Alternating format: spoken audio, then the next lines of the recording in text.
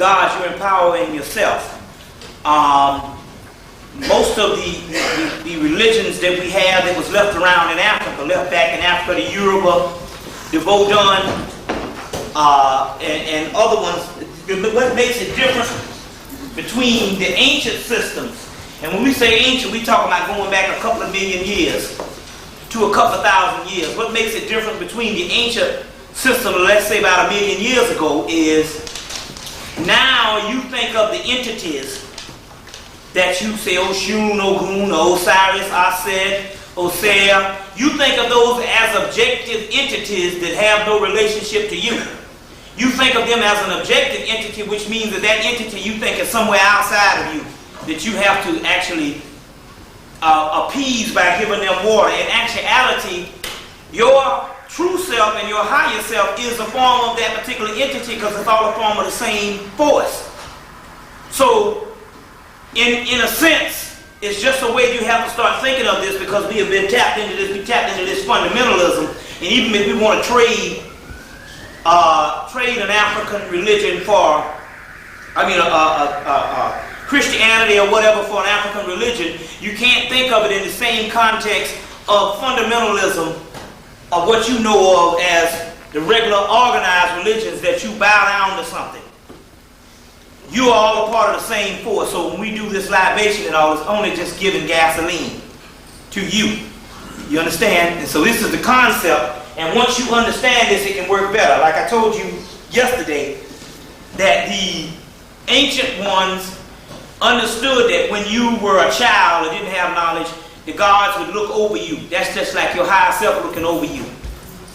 But as you grew up and became an adult and had a certain amount of knowledge, they were there for your beck and call. They actually became your servants. And what we're talking about is your own mind and your melanin computer actually going in and actually commanding the four elements: fire, water, wind, earth, and a composite of other alchemical breakdowns, which is melanin: copper, lead, gold, silver, sulfur, salt.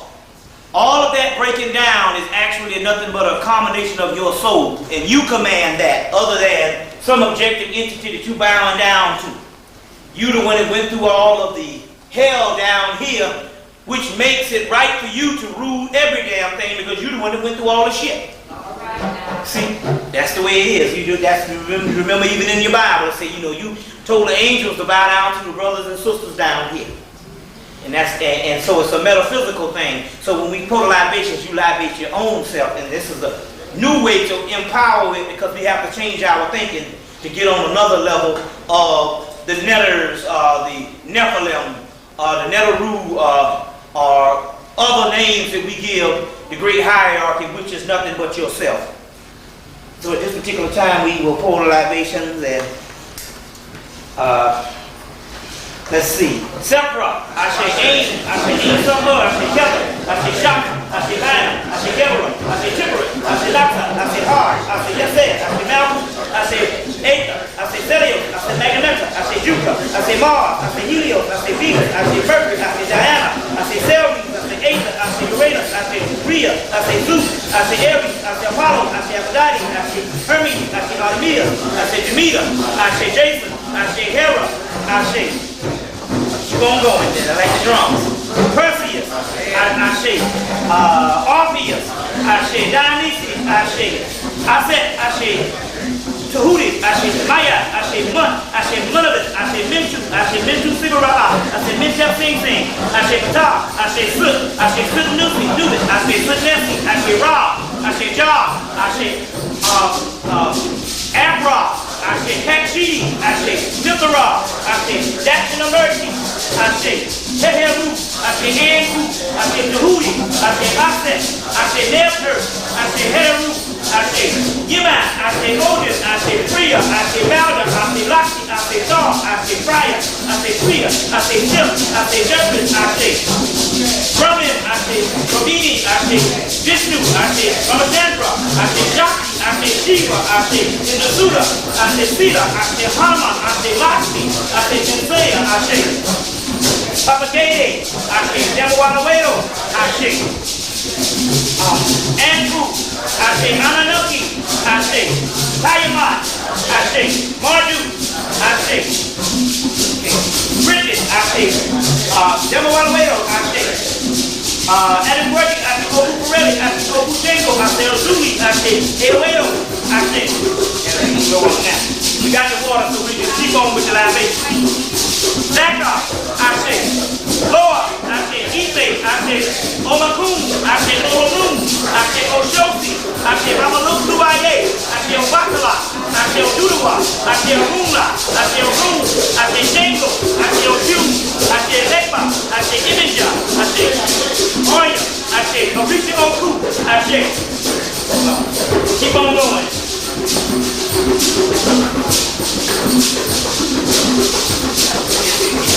You gotta read. Good to go.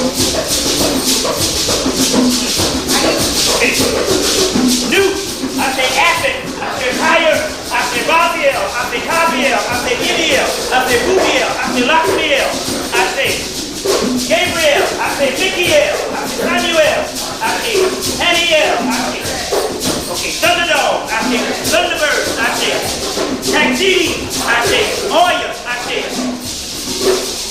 Omi Tutu, I say Ani Tutu, I say Ili Tutu, I say Tutu Lepa, I say Kosi Ka, I say Kosi Arun, I say Kosi Iyo, I say Kosi Oko, I say Kosi Intida, I say Kosi Fatima, I say Akababa Baya, I say Mokdo Ogo Lase, I say Mokdo Ogo Risha, I say Mokdo Ogo Itu, I say Mokdo Ogo Itu, I say Nila Buttery, Oludamare Ibai Olurun, I say Nikamasi Ogogo, I say Babalasa Ogogo Ilasa, I say Nikamasi, I say Ra, I say Ka, I say Ma, I say Ku, I say Sahu, I say Cab, I say Cat, I say Second, I say Oset, I say Sut, I say Sut, I say Ama, I say Nama, I say Ba, I say Na, I say Ama, I say, y'all gotta keep it pumping up. Y'all motherfuckers. Yama, I say Yuguru, I say Yuguru, I say Vegetarian stations, I say Imama, I say Utimu, I say Utimu, I say Kamara, I say Kingu, I say Utimu, I say Marembo, I say Rarinki, I say Utimu, I say Dodo, I say Da, I say Zeno, I say Dodo, I say Fa, I say He, I say Maranisa, I say Lekba, I say Akarapan, I say Akapan, I say Panapa, I say Nakra, I say Maja, I say Sansama, I say Lampo, I say Sansama, I say Kanapan, I say Kiwi, I say Samasan, I say Cthulhu, I say Hastar, I say Abathos, I say Nima Hotel, I say Shulnigara, I say Great Old Ones, I say Deep Ones, I say Great Bear, I say Thunderdog, I say Thunderbird, I say Gopi Girl, I say Awat, I say Mataneta Unra, I say Makulu Kulu, I say for all guys known and unknown, keep it going, I say to the Hemmitt family, to the Shaw family, to the Davis family, to all my family members, to Roger Rufahudi, to Hoppercross, to Hey Roo, to all my family members, to your family members, 1, 2, 3, start calling out the family members. 1, 2, 3. I shake, I shake, I shake, I shake, I shake, I shake, I shake, I shake.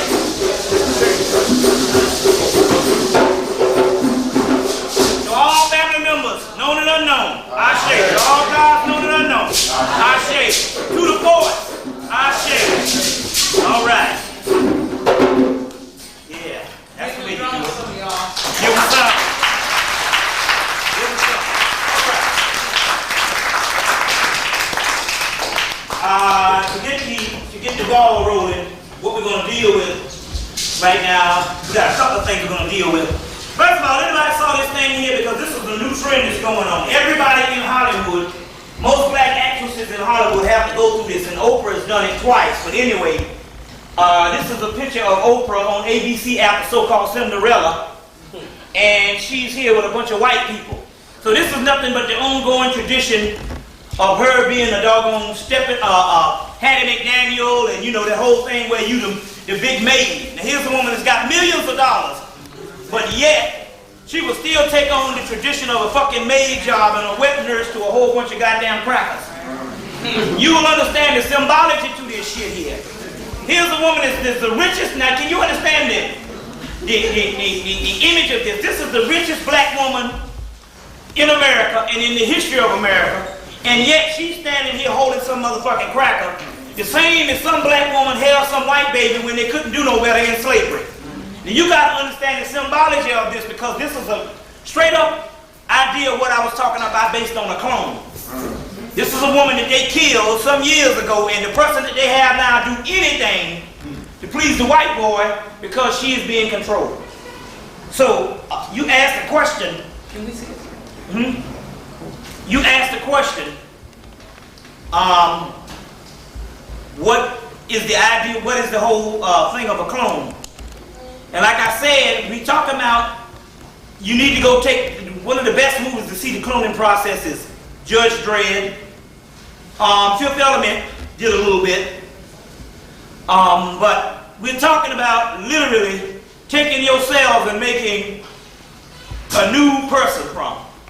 There's several movies on it, and we're talking about, but the clone is identical to you. It has your same memory. It has all of that, because the memory that you have is basically third-dimensional memory in the first place, so it doesn't take that much to actually duplicate it. And so we're talking about an exact you, but it just doesn't have the melanin. Now, why did this happen? The European was finding it increasingly impossible to live with that much melanated people on the planet, although they use melanin to stay alive. But the amount of melanated people on the planet, they was finding it increasingly impossible, because we understand that actually what was going to happen was, and like I said in these books, Mark Balfour's book, The Sign of the Serpent, and in that Vera Stanley Alder's book, The Finding of the Third Eye, and Mark Balfour's book, The Sign of the Serpent, Key to Creative Physics, is at a certain time in history, let's say around, they estimated it by 1986, the original people, Kundalini and pineal glands would start waking back up after being laying dormant for centuries and for thousands of years. You would start waking back up. So just by you waking up, they could not live on the planet with that much of energy. It's killing them as it is right now. So what happens is they had to basically transfer the energy from one sector to the other, from this sector to the other sector, by basically killing you, and you would be in this dimension. But on the other hand, the energy, on the other hand, they could duplicate you on this dimension, and they could fool everybody by thinking that we still have the same amount of people here. So we're talking about the ultimate type of genocide there is, which was also predicted by Elijah Muhammad. I got about 5 more of those predictions left, where he predicted that in the future, for the people that want to purchase one. But anyway, this is another form of advanced warfare. Now you know the deal. If a sister's looking for a chair and she can't find one, first of all, see if you can find them. If she's looking for a chair and she can't find one, you know the step brothers, the 1-2 step, unask the chairs and let the sister sit down. But we got enough up front here for everybody so far. So now what we're talking about here is an advanced form of warfare, and they had to clean out a certain part of the sector because they could no longer live on the earth. But it doesn't really matter, because even this energy, you can't really destroy energy. So even though the energy is transferred and it's a part of you, it makes you stronger. So you got 3 times the amount of force in you than you have before. That's one reason why you are going through different types of changes. And the reason why you're going through these particular changes is because your physical body is the low level, but your spiritual body is now getting to the point that it is rejecting your physical body. Now let me explain this. What this means is, if you have a goal in mind, and you were an advanced incarnation that came back down here to be at a period of time or learn a certain amount of discipline that you can help your people. And 98% of everybody in here is that type of person. How many people in here want to know knowledge? First of all, raise your hand. How many people are interested in knowledge? If you're interested in knowledge and you love knowledge, for the simple fact, 10, 15 years ago, we would have had to been out partying somewhere or in some church somewhere. For the mere fact you were sitting up in a damn classroom on Saturday night lets you know that you are an advanced soul. Because if you weren't an advanced soul, there's no way that you would accept this. You would reject this just like the average black person. So you agreed to come back in the future and help your people. What is happening, because now you have been sunk into slavery, or you have actually lost your mind and you now just regaining your memory, what is actually happening here is this. You had a contract that you needed to doggone fulfill, and you're obligated to fulfill that contract. So now what is happening is your higher spirit is the one that incarnated back down here. So let's say your higher self or your true self have a goal in mind. They want you basically to understand a certain amount of knowledge that is key for itself to wake up. Your soul wants you to understand a certain amount of knowledge that is key for your soul to wake up. But yet you have other agendas. And all of a sudden, when you find these other agendas, no matter how hard you try, they seem to fail over and over and over again. You will understand that your own energy, your inward energy, is making a hostile environment around you, because it wants you to liberate it by giving it the keys and the nourishment that can make it grow and illuminate. You getting this? So what will happen is it will actually reject the physical body. And so everything around you will repel from you. You see? And you won't understand what is happening, why your jobs, why all this, and why all this here, and why I can't seem to do this, and why I'm a failure, and all of this, and you can't understand what the hell is going on. It is going on for the simple fact that your spirit's saying, I don't want that shit. I've been down here enough through incarnation for the bullshit. So I just don't want another life. I came back down here to do a certain job. So until this damn nigga finds out, we'll both have problems, to the point where as I will even bring him down to death so I can get the hell out of the body and just be a force myself. So this is what's actually happening right now. Why, as I guarantee you right now, most people that came into some type of consciousness, you're having money problems. That's guaranteed. Also, you got to understand, some of the other people who seem to do all right is the most dead. You see what I'm saying? You got some people that ain't about shit, but they don't never suffer about nothing. About like the white man. And some black people. That is because their souls are still too young, especially black people. We're talking about us now. Their souls are still very young. And at this particular time, by their souls being very young, they are still intrigued with this bullshit because they haven't gone through it enough. So they're intrigued with all the physical bull out there because they haven't been here long enough. But you, or hopefully it's supposed to be you, no matter how much wealth you get, something is still wrong. Something is still not pleasing. And that is because don't negate your contract of what you're supposed to be doing at this particular time. And now the energy is actually rising up to take care of that and all. And we will deal with some, as we go on, we will deal with what is some form of mental alchemy to try to understand what is actually going on. Now, another thing, if you get there's a book that everyone needs to be reading right now and using. There's several books. First of all, the one book is called Phil Cooper book. Phil Cooper's book.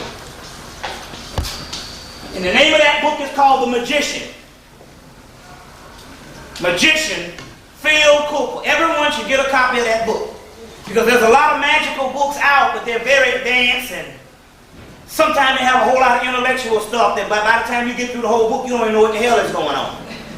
And some of them, they write for people in the order of the occult, so they want the masses of people not to really tap into it, but they actually need the money to sustain whatever cult they're in. So therefore, they put out this particular material just to get money so they can do their job. But this particular book is one of those books that's cut and dry.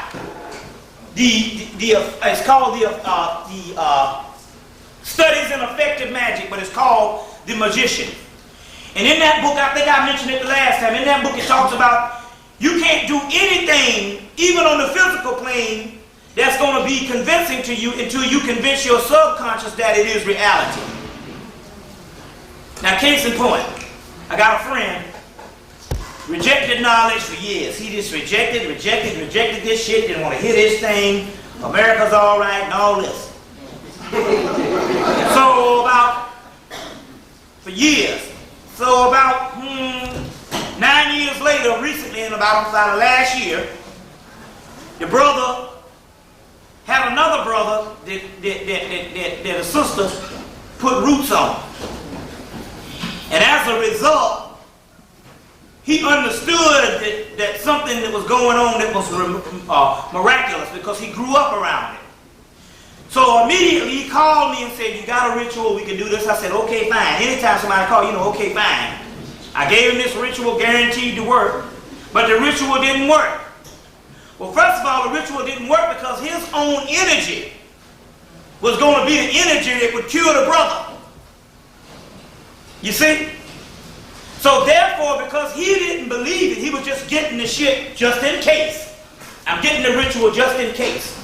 And because he did not believe it, it didn't work. You see what I'm saying? Because his subconscious was the same old Negro. Until you convince your subconscious what's going on, it doesn't work. In this particular book, Phil Cooper's book, Effective Magic, is a very good book that you need to understand. Another book is Aleister Crowley's 777 and Other Kabbalistic Writings. 777 and Other Kabbalistic Writings. The book will throw you off because the first form of the book is breaking down the advanced Kabbalistic structure in how this particular Kabbalistic or the Kabbalah actually works. But the point that you want to get is you want to turn the book until you actually see on the page by itself 777. And you will see something called, you want to turn to the book until you see what is called the Tables of Correspondence. And it has every element in the universe, the gods, the stones, the zodiac, broken down on number. And from those numbers you can line up things to understand more about yourself on a numerical value.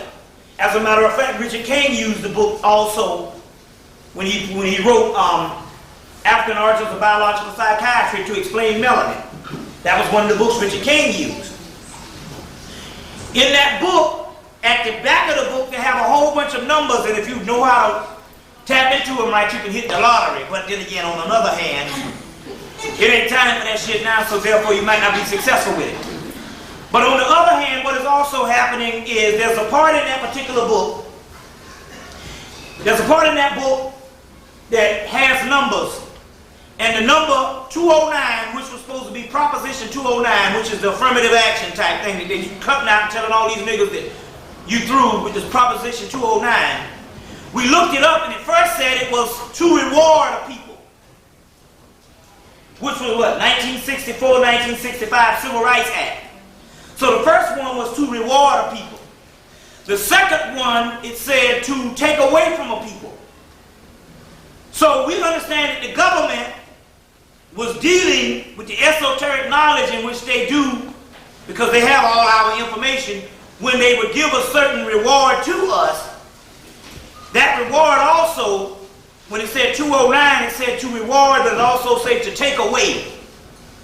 We understand that how certain things go about and how they use certain things in the occult realm.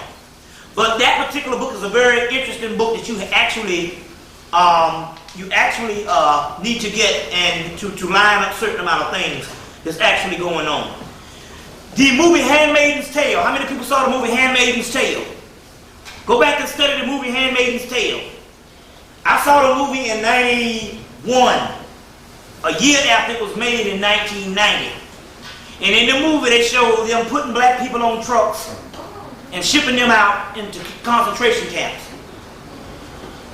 The information that has come down recently is that the footage that they showed in 1990 in this movie Handmaid's Tale starring Robert Duvall, and what's the other woman name? But I know Robert Duvall is one of the people. In that particular movie where they show them, they call them the sons and daughters of Ham.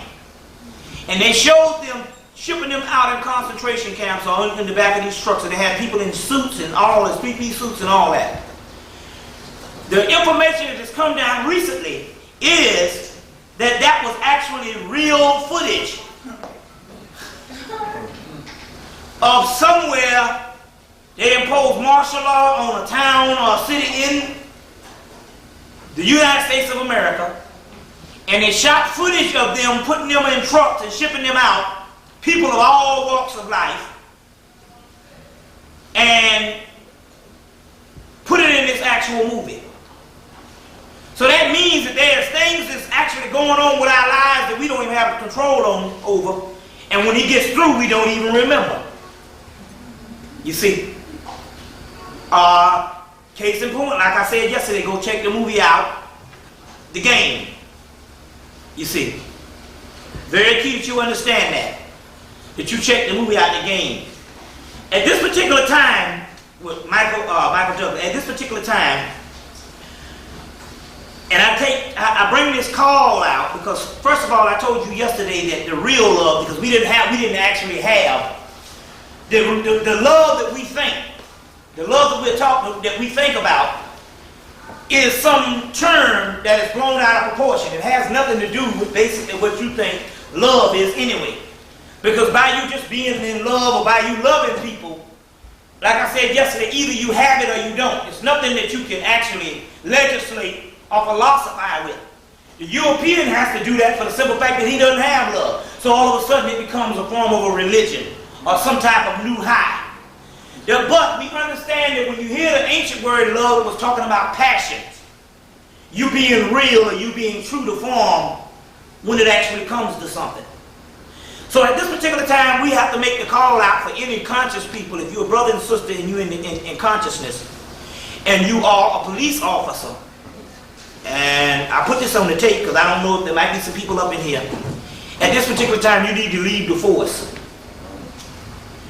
And you can't just say, well, you know, I got a job, I'm down. Because what happened was, brothers used to come to my lecture in Atlanta and say, well, you know, well, I'm down. I'm a police officer, but I'm down. But how the fuck you going to be down? Because we don't understand that all military groups, paramilitary groups, and city type of national groups that are correctional groups, all a spin-off from some type of Masonic order that's equivalent to the Ku Klux Klan. Now we know that it's all southern police forces is nothing but a spin-off under the same jurisdiction as the Ku Klux Klan. We understand that the Klan is just not a bunch of chewing tobacco niggas crackers that you see on TV. That's Hollywood. The Klan is an advanced Masonic form. We've even showed in the Crawley books that they took their uniforms from Europe, and Europe got them from Africa because the uniforms with the hat was introduced to the Europeans by the Moors. So that's a Moorish uniform or ancient Egyptian uniform, and if you get the book, Richard Noon's book, Ice the Ultimate Disaster, you will actually see them having initiations in there in one picture, and in that picture they have on the same uniforms. Now going back to what I'm saying is, the Klan is an advanced Masonic order, which actually started the Baptist Church in America, which is all under the jurisdiction of the Ku Klux Klan. So if you are Baptist, be sure to know it. I don't give a damn how black you are and how much you do this fried chicken, grease slide, hamburger eating damn ceremony, you are still under the jurisdiction of the Ku Klux Klan. Under the Ku Klux Klan. As well as all southern police orders, and the northern police orders are under a much more advanced type of clannish. It's still the same clan. You understand what I'm saying? But it's under a certain order. So now what we're dealing with here, we're dealing here with energies. If you're dealing with the spiritual part, you can't just choose to do some shit based on economics. because there's an energy that goes with that. And if you want to be in the right force, you can't choose the goddamn dark side. You see the whole Star Wars thing. So there's certain energies that go with certain things, and although you might say you down, you don't understand that you can't choose a certain side of that, because that side is doggone destructive to your people. And so therefore, the same souls that have died based on some injustices, and is being trapped based on some injustices, you are in that particular order. Now naturally, you wouldn't find any Jewish or European Jew, might I add, if he knew that his particular organization was a spinoff from the Nazi party, he wouldn't be down with it. He or she wouldn't be down with it. So that's what we're talking about. We're talking about not only saying I'm standing up for this and I gotta quit, but also doing research to try to understand whether your energy is the right way. And what we're talking about when we talk about this is you must, at this particular time, it's not an excuse no more to say, well, that's the brother's job. You know, you always wonder this on TV. Somebody come all fucked up to you and they go, oh, he's just doing his job. Like the hell is that a damn excuse? Oh, he's just doing his job. Well, what the fuck is that? Where do we get this shit from? You see? So what we're talking about here, we're talking about neutralizing certain things that you can't front anymore and say, well, you know, hey, I'm just doing my job anymore. Because now we're talking about being true to yourself and your higher self, which is actually a battle with you. That's the battle that's going on. That's actually Armageddon. Yeah. Armageddon was taken from the Persian Apocalypse, which, when you see the black seal, the white seal, the red seal, the white, the dragon, the green dragon, the black dragon, and all that shit up in there, it wasn't talking about the shit happening on the physical. It was talking about energy transforming in your body, and your body being a war with itself between the lower self and the higher self. And that's what it's talking about. So that's the actual war that's actually going on. And it's all fought out and it's all being judged based on your minds and how much you are sincere about this. And that's one of the main keys on what we're talking about here. We want to pay homage to remember the millions of black people that died in World War II in Russia. You know, Stalin supposedly had killed, what? How many? 12 million Russians. Now, he didn't, if you got one man killing 12 million people of the same race, you would get rid of that man. You just bust in his office and kill his ass. You know what I'm saying? He'd have a coup every hour. But for the mere fact that he could reign for a certain amount of time and kill 12 million people is because they was having ethnic cleansing and genocide on the original black people of that area, the black Russians. You see. So they killed 12 million of these people and literally cleaned these people out. Same thing in Australia, same thing in Bosnia from 1991 to 1996. And once they cleaned them all off, then the government came in and said, you know, y'all stop this shit. Ethnic cleansing in Bosnia based on a group of ancient black people, the last remnant of black people in Europe.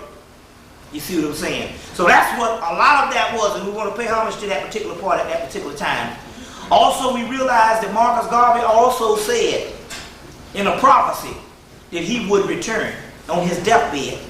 Very key that you understand that. Now, what does that mean when he say, I will return? Does that mean he's going to return in the physical and have to grow up among people and might end up just being a nigga out on the street with a bull can in his hand?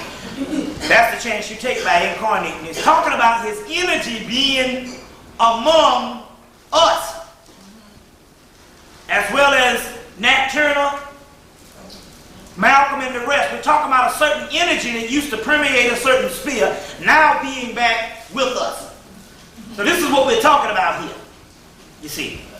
Other than you waiting for somebody to incarnate. The energy is in you. You see.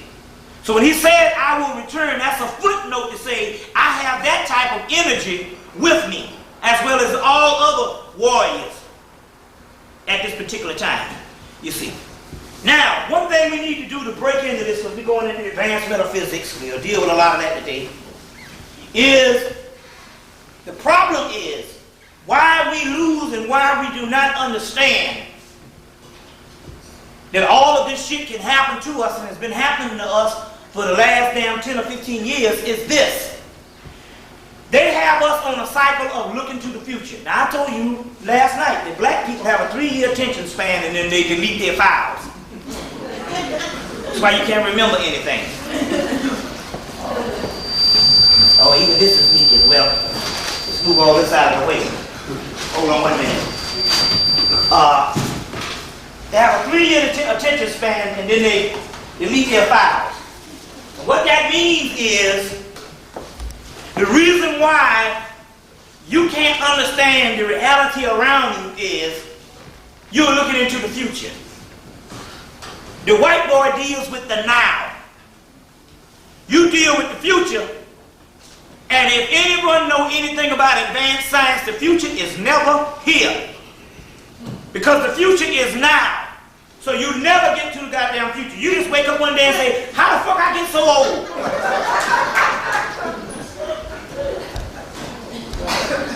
Why is that?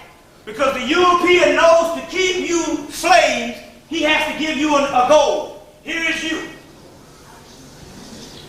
He gives you a goal to look to. Once he gives you a goal to look to, he has created a void in between of time that you can be using by living day to day. You see? So we ask the question, how in the hell did we have all that in the 60s? And I saw a movie, Watt Stacks. Remember the movie Watt Stacks? Yeah. 1973?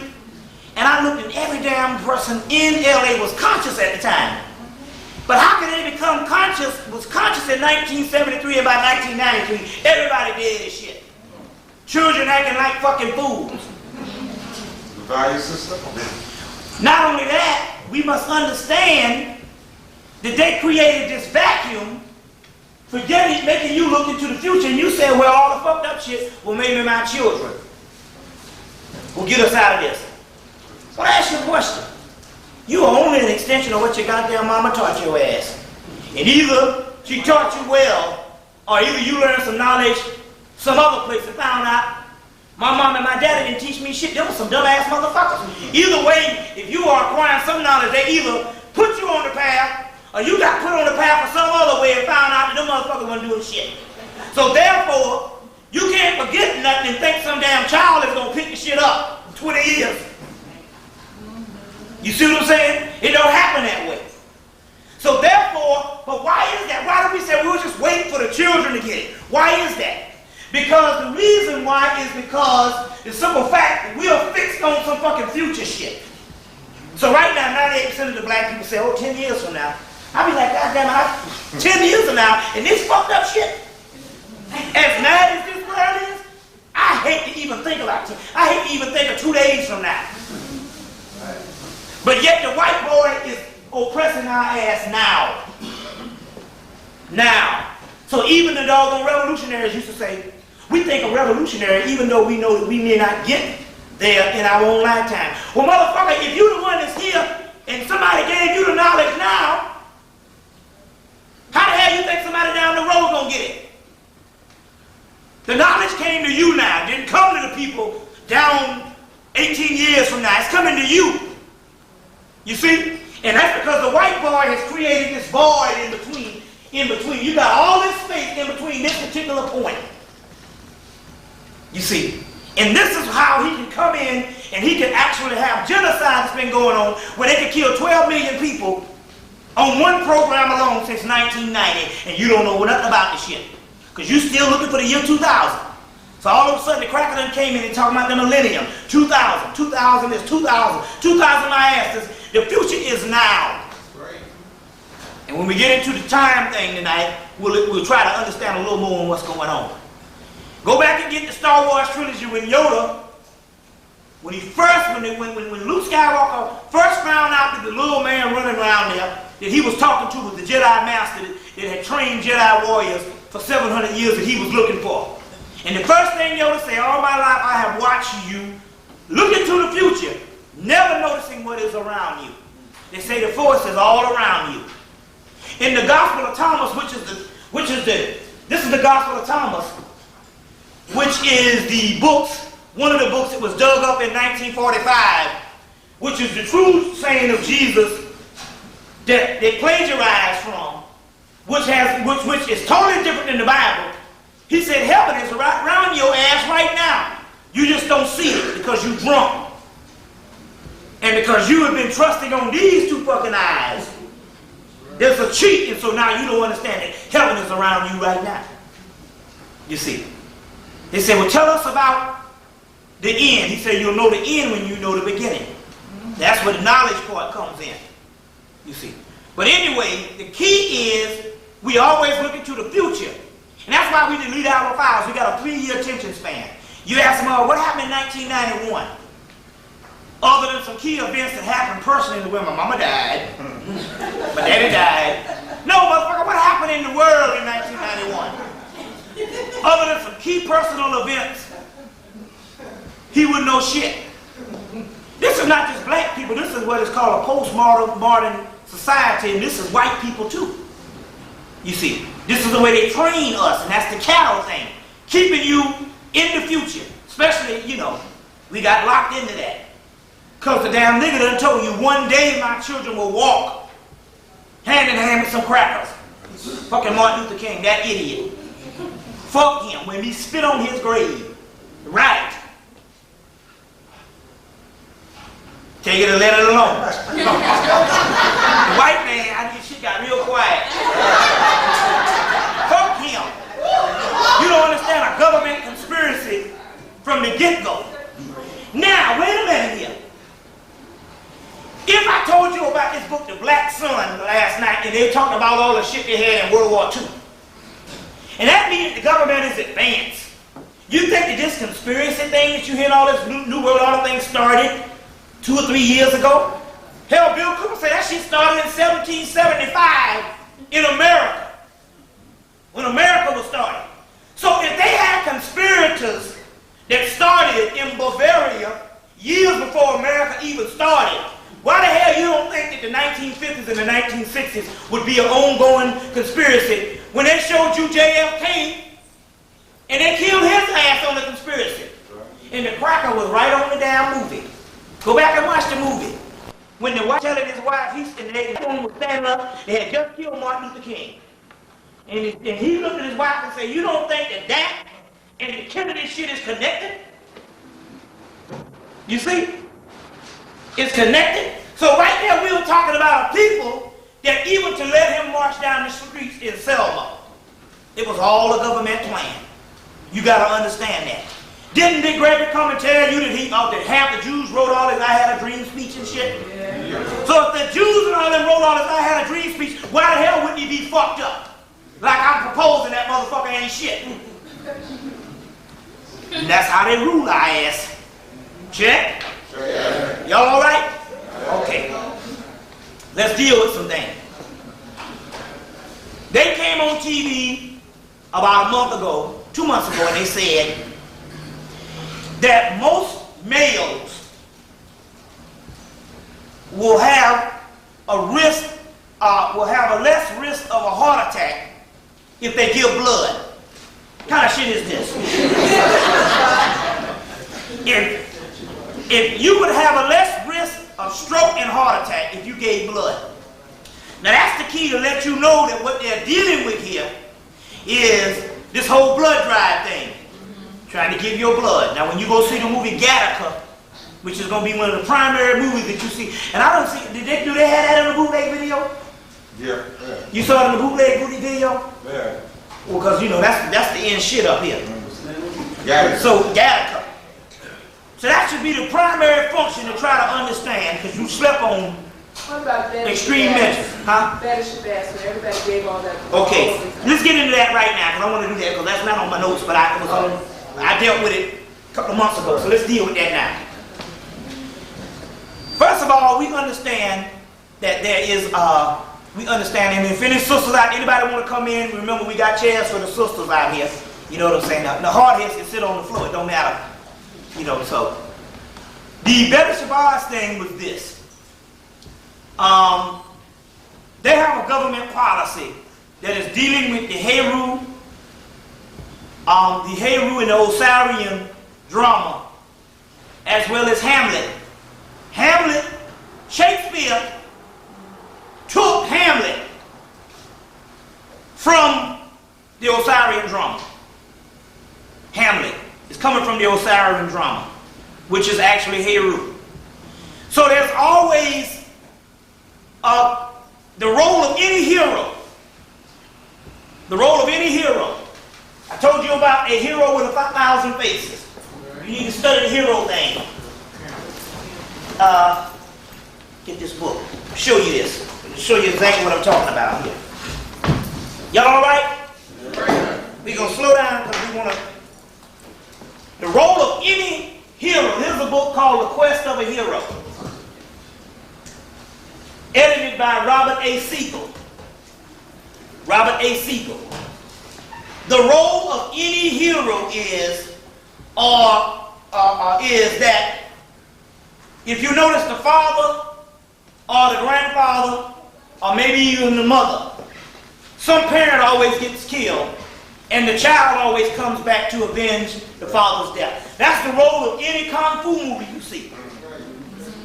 Because the father was either the master of the temple and the master got killed, and that they're getting that from the ancient hero myth in all cultures. All cultures. This book is coming from Princeton. Now, isn't Princeton the Ivy League? Is Princeton one of the Ivy League? So now, when you're dealing with the Ivy League, you ain't dealing with no bullshit here. You're dealing with the crackers that run things.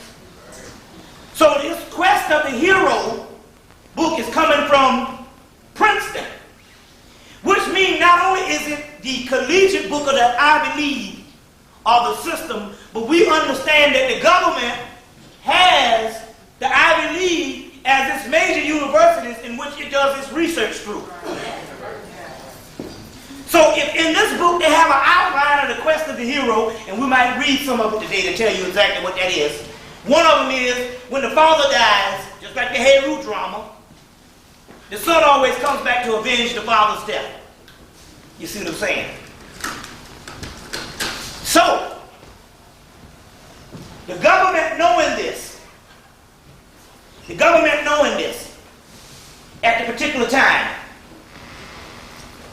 understood that based on the Heru myth and based on what they have studied, and they understood because they thought that Malcolm X was the Christ. Right. They thought he was the Christ.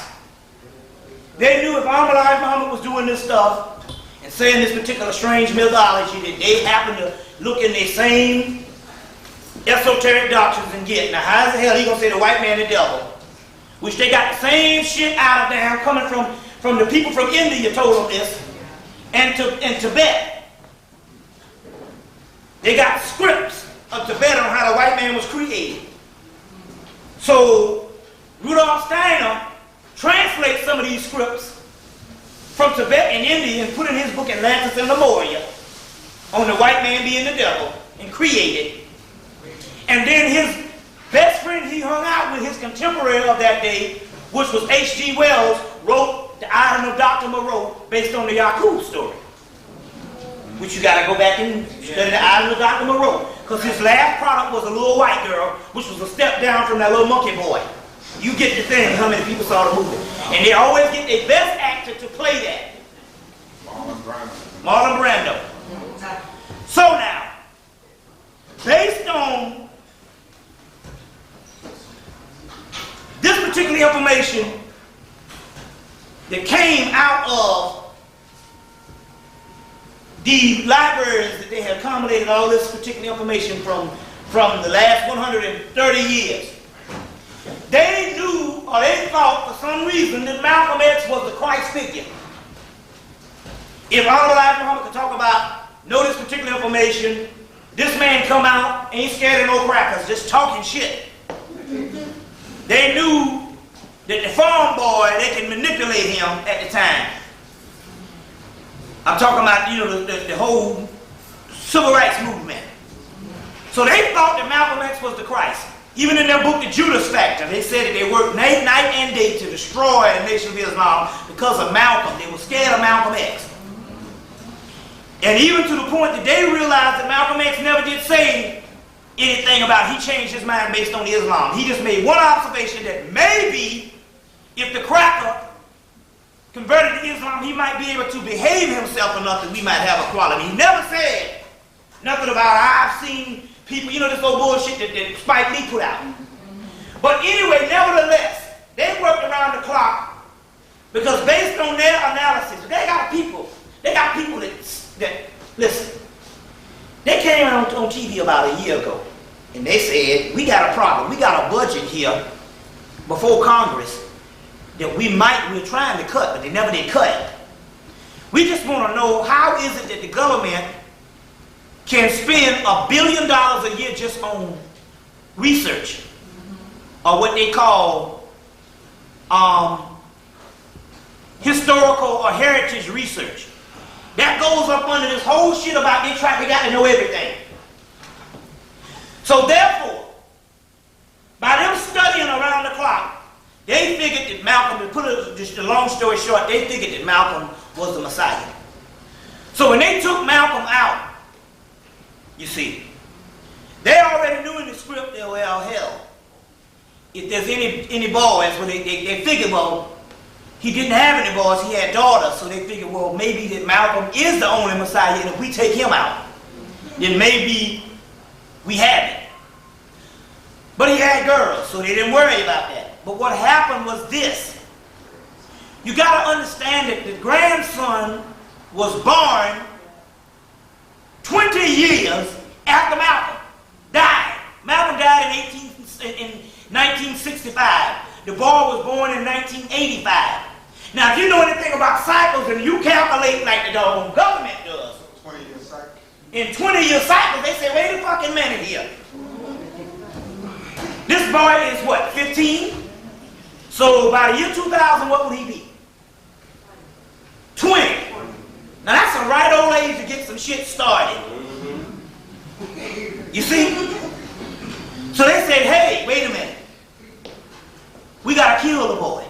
So the first thing they did was, they got the daughter. Cloned her. Y'all better deal with this shit, reality. Ain't no shit about they can come and know. They straight up come and get your ass, get your blood, and get a new one in the house as quick as possible. And then implant it, and they can manipulate it to do what the hell they want. So they got the daughter, she hanging around with the white boy and the whole shit with that. So they say, well, we're going to get the daughter. If we get the daughter, put her in jail with the whole Farrakhan thing, you know. If we can do that, then maybe we have it. But Farrakhan and the rest of all the crew jumped in and said, oh, we know this is a conspiracy. And the black people energy iced that program.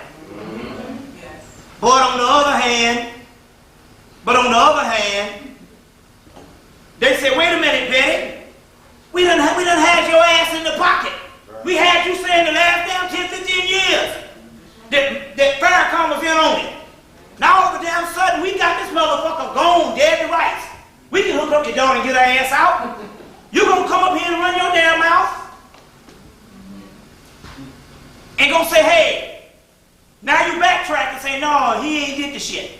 Or, hey, no, I ain't none of that kind of stuff. My daughter in trouble. So I said, okay, man, we see how the game is on your ass. Okay, we gonna get all y'all motherfuckers. You see what I'm saying? So, we don't know whether the son did it all, because like they say, Betty even said that she saw somebody else in the room. There's a whole lot of discrepancy, because you can't believe nothing on the news. But the point of the matter is this. That's right. In some kind of way, she turned her back on them. And I just don't have no problem. I have a problem. I go into the shrine, I go into the Soul Vegetarian, which is owned by the Black Hebrew Israelites, the one Ben Armin and the brothers that's over there in Israel, and I go in the Soul Vegetarian, and she's sitting up in the Soul Vegetarian in the middle of the black community, and a whole bunch of white motherfuckers around her. I fuck that shit. It's the wrong energy. I don't give a goddamn. Damn that shit. You ain't never got that bad. You can bring all these crackers up in the black community and shit, and you think it's cool. No, fuck that. You see. But that's another damn lecture. My point is, some stuff went down. It was all to get the son, because the son might have fulfilled the prophecy. You see what I'm saying? And they were thinking that, hey, we're looking for the Christ all over the planet. Maybe the son of Malcolm that we slaved might be the one, because the scripture always talks about the Messiah rising up and avenging his slave or his slain father.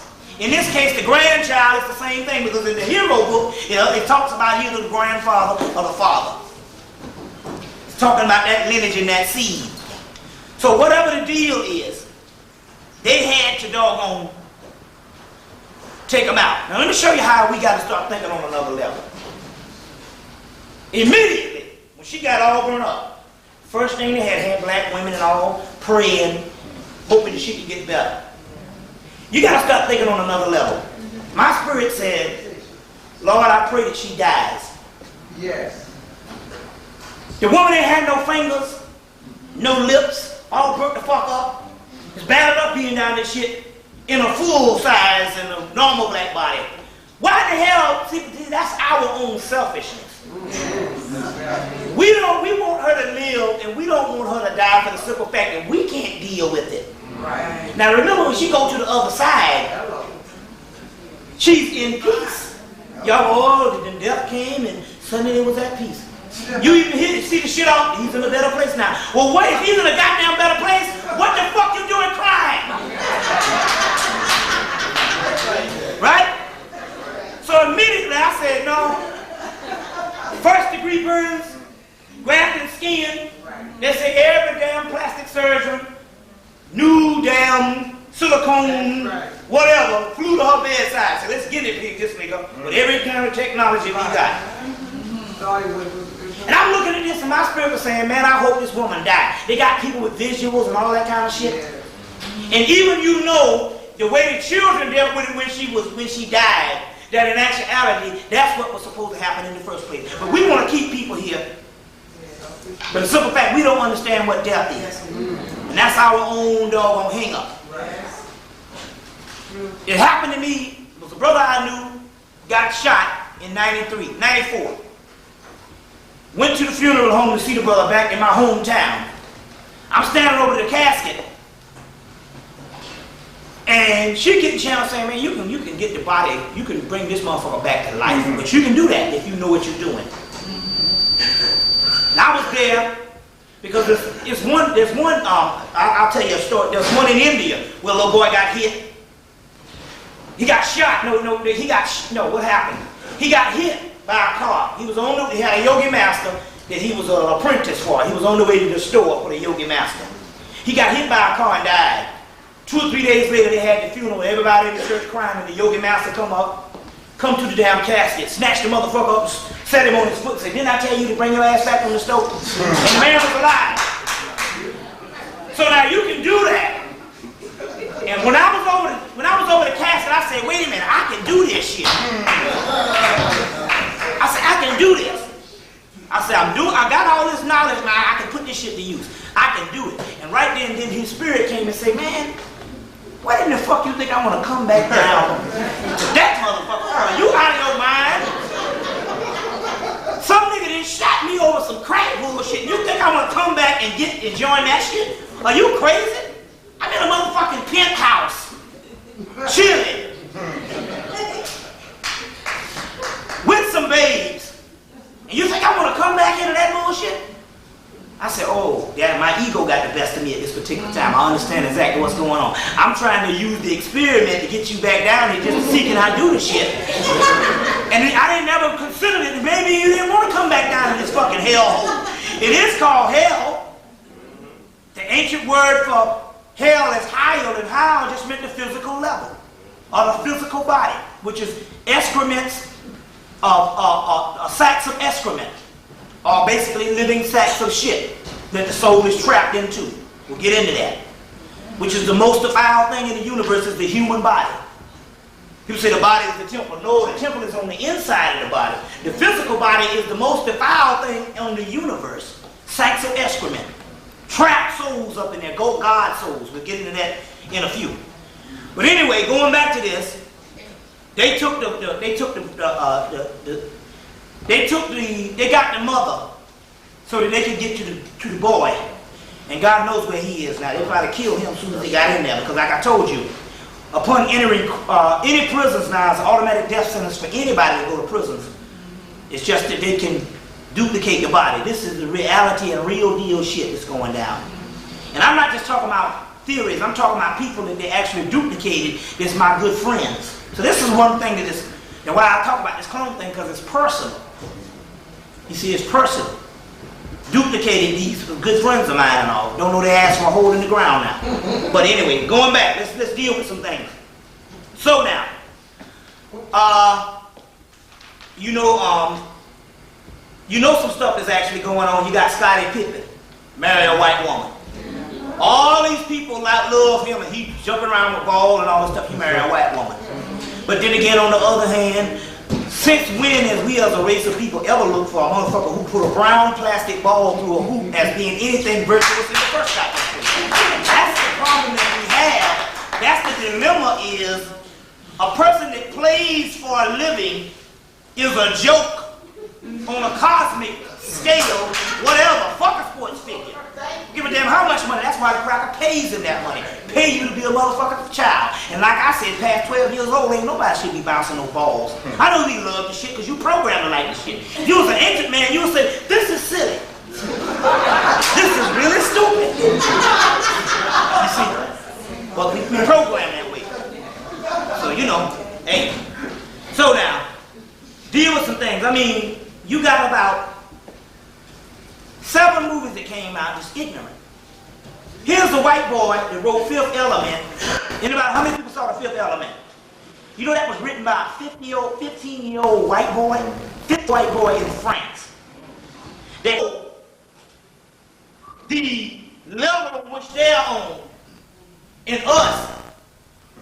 See around here wondering if the damn Egyptians were black or the Canaanites were black. You see what I'm saying? So therefore, this 15-year-old boy can write this particular movie. And then, not only that, can actually put this thing out and people go and pack the theaters. And now this is the standard of movies up until the year 2000. That's their estimate. That they're going to deal with things on the paranormal every month at least. But yet, they funding these foolish movies, How to Be a Player. You see what I'm saying? And Soul Food. Oh, it was a good movie. Yeah, right. It was a good movie. So what? So what? Watch Sanford and Son. Fuck it. That's free. The key is, Soul Food was a good movie, right? But you must understand, they did a survey. Well, tell the black woman or the black man, are you going to see Contact? No, I ain't going to see that shit. You see, you ain't into what it is. Time is out for the foolishness. Don't you know that they came to the Academy Awards this year, and as a result, none of the American films hardly got any awards because they're saying that white people are saying now, not the idiots, you got a lot of idiots out here. I'm not talking about them, I'm talking about a group of white people that run the country saying, we are tired of movies that don't challenge us intellectually or spiritually, for what little spirit they have. So therefore, we want movies to either make us think if it ain't spiritual, or we want the shit that we don't see normally. So therefore, that's what the agenda is for all movies now. You see. But yet, we still up in here with this bullshit. And the white boy done abandoned all that. Just something that you need to know at this particular time on what's actually going on. So now, let's deal with some things. I told you that in this particular book here, The Black Sun, there's some things in here about Mumia. And Mumia was how white people used to eat the mummies. And they actually would get rejuvenated and revitalized. And I should have got somebody go get me some tissue out of the bathroom. You know, this light is hot. You know, or some of the brown stuff or whatever. Yeah. That's by Peter Moon.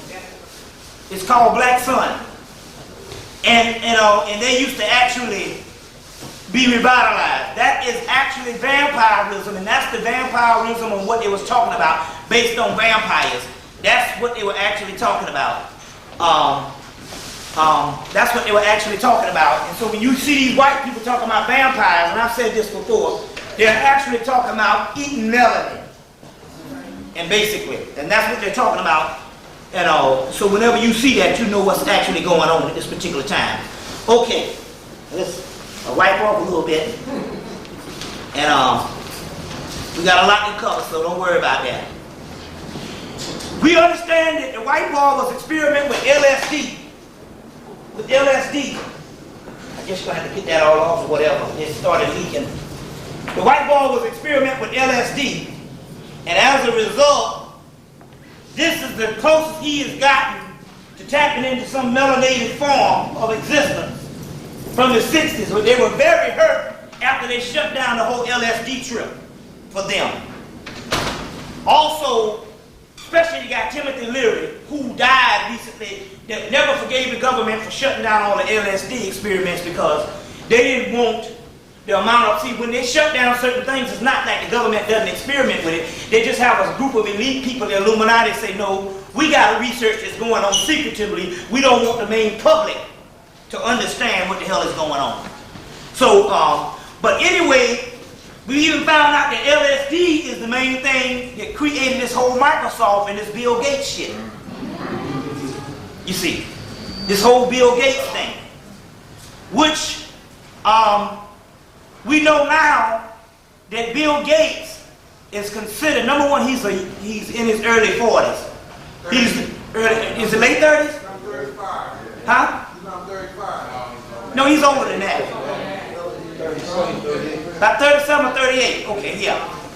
Now we know that this Bill Gates is actually acting as he is the Messiah for the European based on a New Age Messiah or a computer Messiah. He is the Messiah for them. As a matter of fact, you got to go back and look at the movie The Net.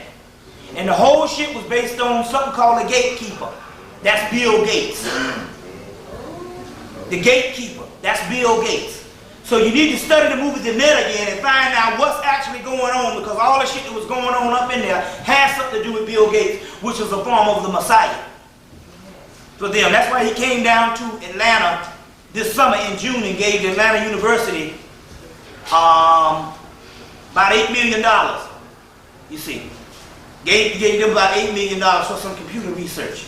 You see. So he's basically the Messiah that they're actually talking about at this particular time, that they're actually talking about. And so you need to go back and look at that particular movie.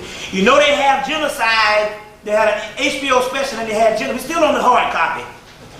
You know that they had an HBO special and they're actually having mass genocide right now in Kansas City. They had an HBO special that came on about 2 months ago. And they got brothers dying in Kansas City like 2 and 3 a day. Now, when they say 2 and 3 a day, you know that it's a lot more than damn 2 and 3 a day in the type stuff. So they have the actual genocide going on. And anyway, you can get that HBO special that's actually talking about that. I told you before that it's time for you, and I said this the last time, to this great, now that you can go and study the Greek myths, because the Greek myths was a group of black people. The original people who started Greece was a group of black people called the Etruscans. And lo and behold, I said that a couple of months ago, and I've been saying it for the last couple of months. The Etruscans started both Greece and Rome. And now there's a book out on the Etruscans. And I didn't get the name of the actual book. I didn't write the name of the book down. But there's a book out on the Etruscans. So this is more research for people that's historically minded. You go get it. They sell it. I saw it at Barter's bookstore. And if you go to any historical section in these bookstores, you might be able to get that book. But this is another thing we say, we're just uncovering history of our particular people. But the key was, they got some stuff called runes. Anybody know what runes are? Runes are these divination systems that supposedly came out of Europe. But when we ask, well, where did they get it from? The channel came say something by some way of Egypt or Hemmitt. And what the real deal is when I got this particular book on the Etruscans and they showed the Etruscan writing, it was the same writing that was on these runes were on the Etruscan writing. So that means that we're talking about a group of black people that even traveled up into Europe at that particular time. So I'm proposing also that you start working with the runes. If you go to Barnes and Nobles, they sell them real cheap, and you can get the box and the whole set. So start working with the actual runes at this particular time also. At this particular time, there's no such thing as secrets no more. What I mean by that is the only reason why this so-called Masonic stuff was even kept a secret is not because we didn't have secrets in ancient African society. We had ancient spiritual systems that we went to learn spiritual knowledge. So the so-called secret societies that they're talking about, they had to have secret societies in Europe because after the Moors came up and taught the cracker, they had a fight against the doggone Pope of Rome and the Inquisition, and if they didn't keep stuff secret, if they didn't keep stuff secret, what would actually happen is they would get killed. So all spiritual stuff in Europe had to be sworn to secrecy. So it don't mean now that in this particular time that you think you got a certain amount of knowledge and you keeping shit secret. You're supposed to be sharing it. Because the real mystery is there are no secrets. There are no secrets. Everything now is put out because it's prophesied that it would actually be put out at this particular time. There has never been a time when this much knowledge has been on the planet. But the reason why this particular knowledge is on the planet is because the government who put all this knowledge out realizes one thing. That at this particular time, they can't even hit a person over the head and get them to receive the knowledge if it ain't talking about money. Now, to go into some Kabbalistic mysteries, and we got a lot of stuff, so don't worry about it. We can still get warmed up. The Kabbalistic mysteries is, or the Kabbalah mysteries is, that you got 5 books of Moses. And the 5 books of Moses is called the Torah. But the 5 books of Moses, each book represents a certain element. Earth, fire, air, water, and the physical body, which would, or the spiritual body inside of the physical body, which would be the 5th element. The key here is that the Torah, which I'm going to get into when I go into the 37 negative confessions, because we got to get into this whole moralism thing. The key here is that the Torah is talking about here, each one is a certain element, and a certain element exists inside of you. And we're talking about melanin. So the 5 books of Moses is actually the 5 elements of melanin, or the process of melanin. That's the main key. And like I said yesterday, because they had to go and give a person a certain moral law, that was an animal person, that don't mean that it has anything to do with you. You have the book on the inside of you. You see. So we're talking about the elements. So also going back to what I said yesterday, you don't need to be doing anything on a moral thing as far as worshiping. Anything at this particular time. Your worship is in the form to understand who you are on a high level. You see what I'm saying? So you also have the Torah, which is also the 5 books, is also the Akashic records. And the Akashic records is the melanin inside of you. And it tells you that in the last days these books will be open and you will read from these books, and if your name is not in the books, you'll be cast in a pit of fire. And that means the Akashic records, which the word Akash in India means the black. So the Akashic records, or the black records, is the melanated records. So therefore, if your name is not in the melanated records, it means that you don't have melanin, so therefore you be cast in a pit of fire. You see what I'm saying? So we're talking about, this is what the Torah, as well as the so-called Bible, is supposed to mean, as meaning it is a records that need to be accessed from the inside of you, other than you reading the actual Bible.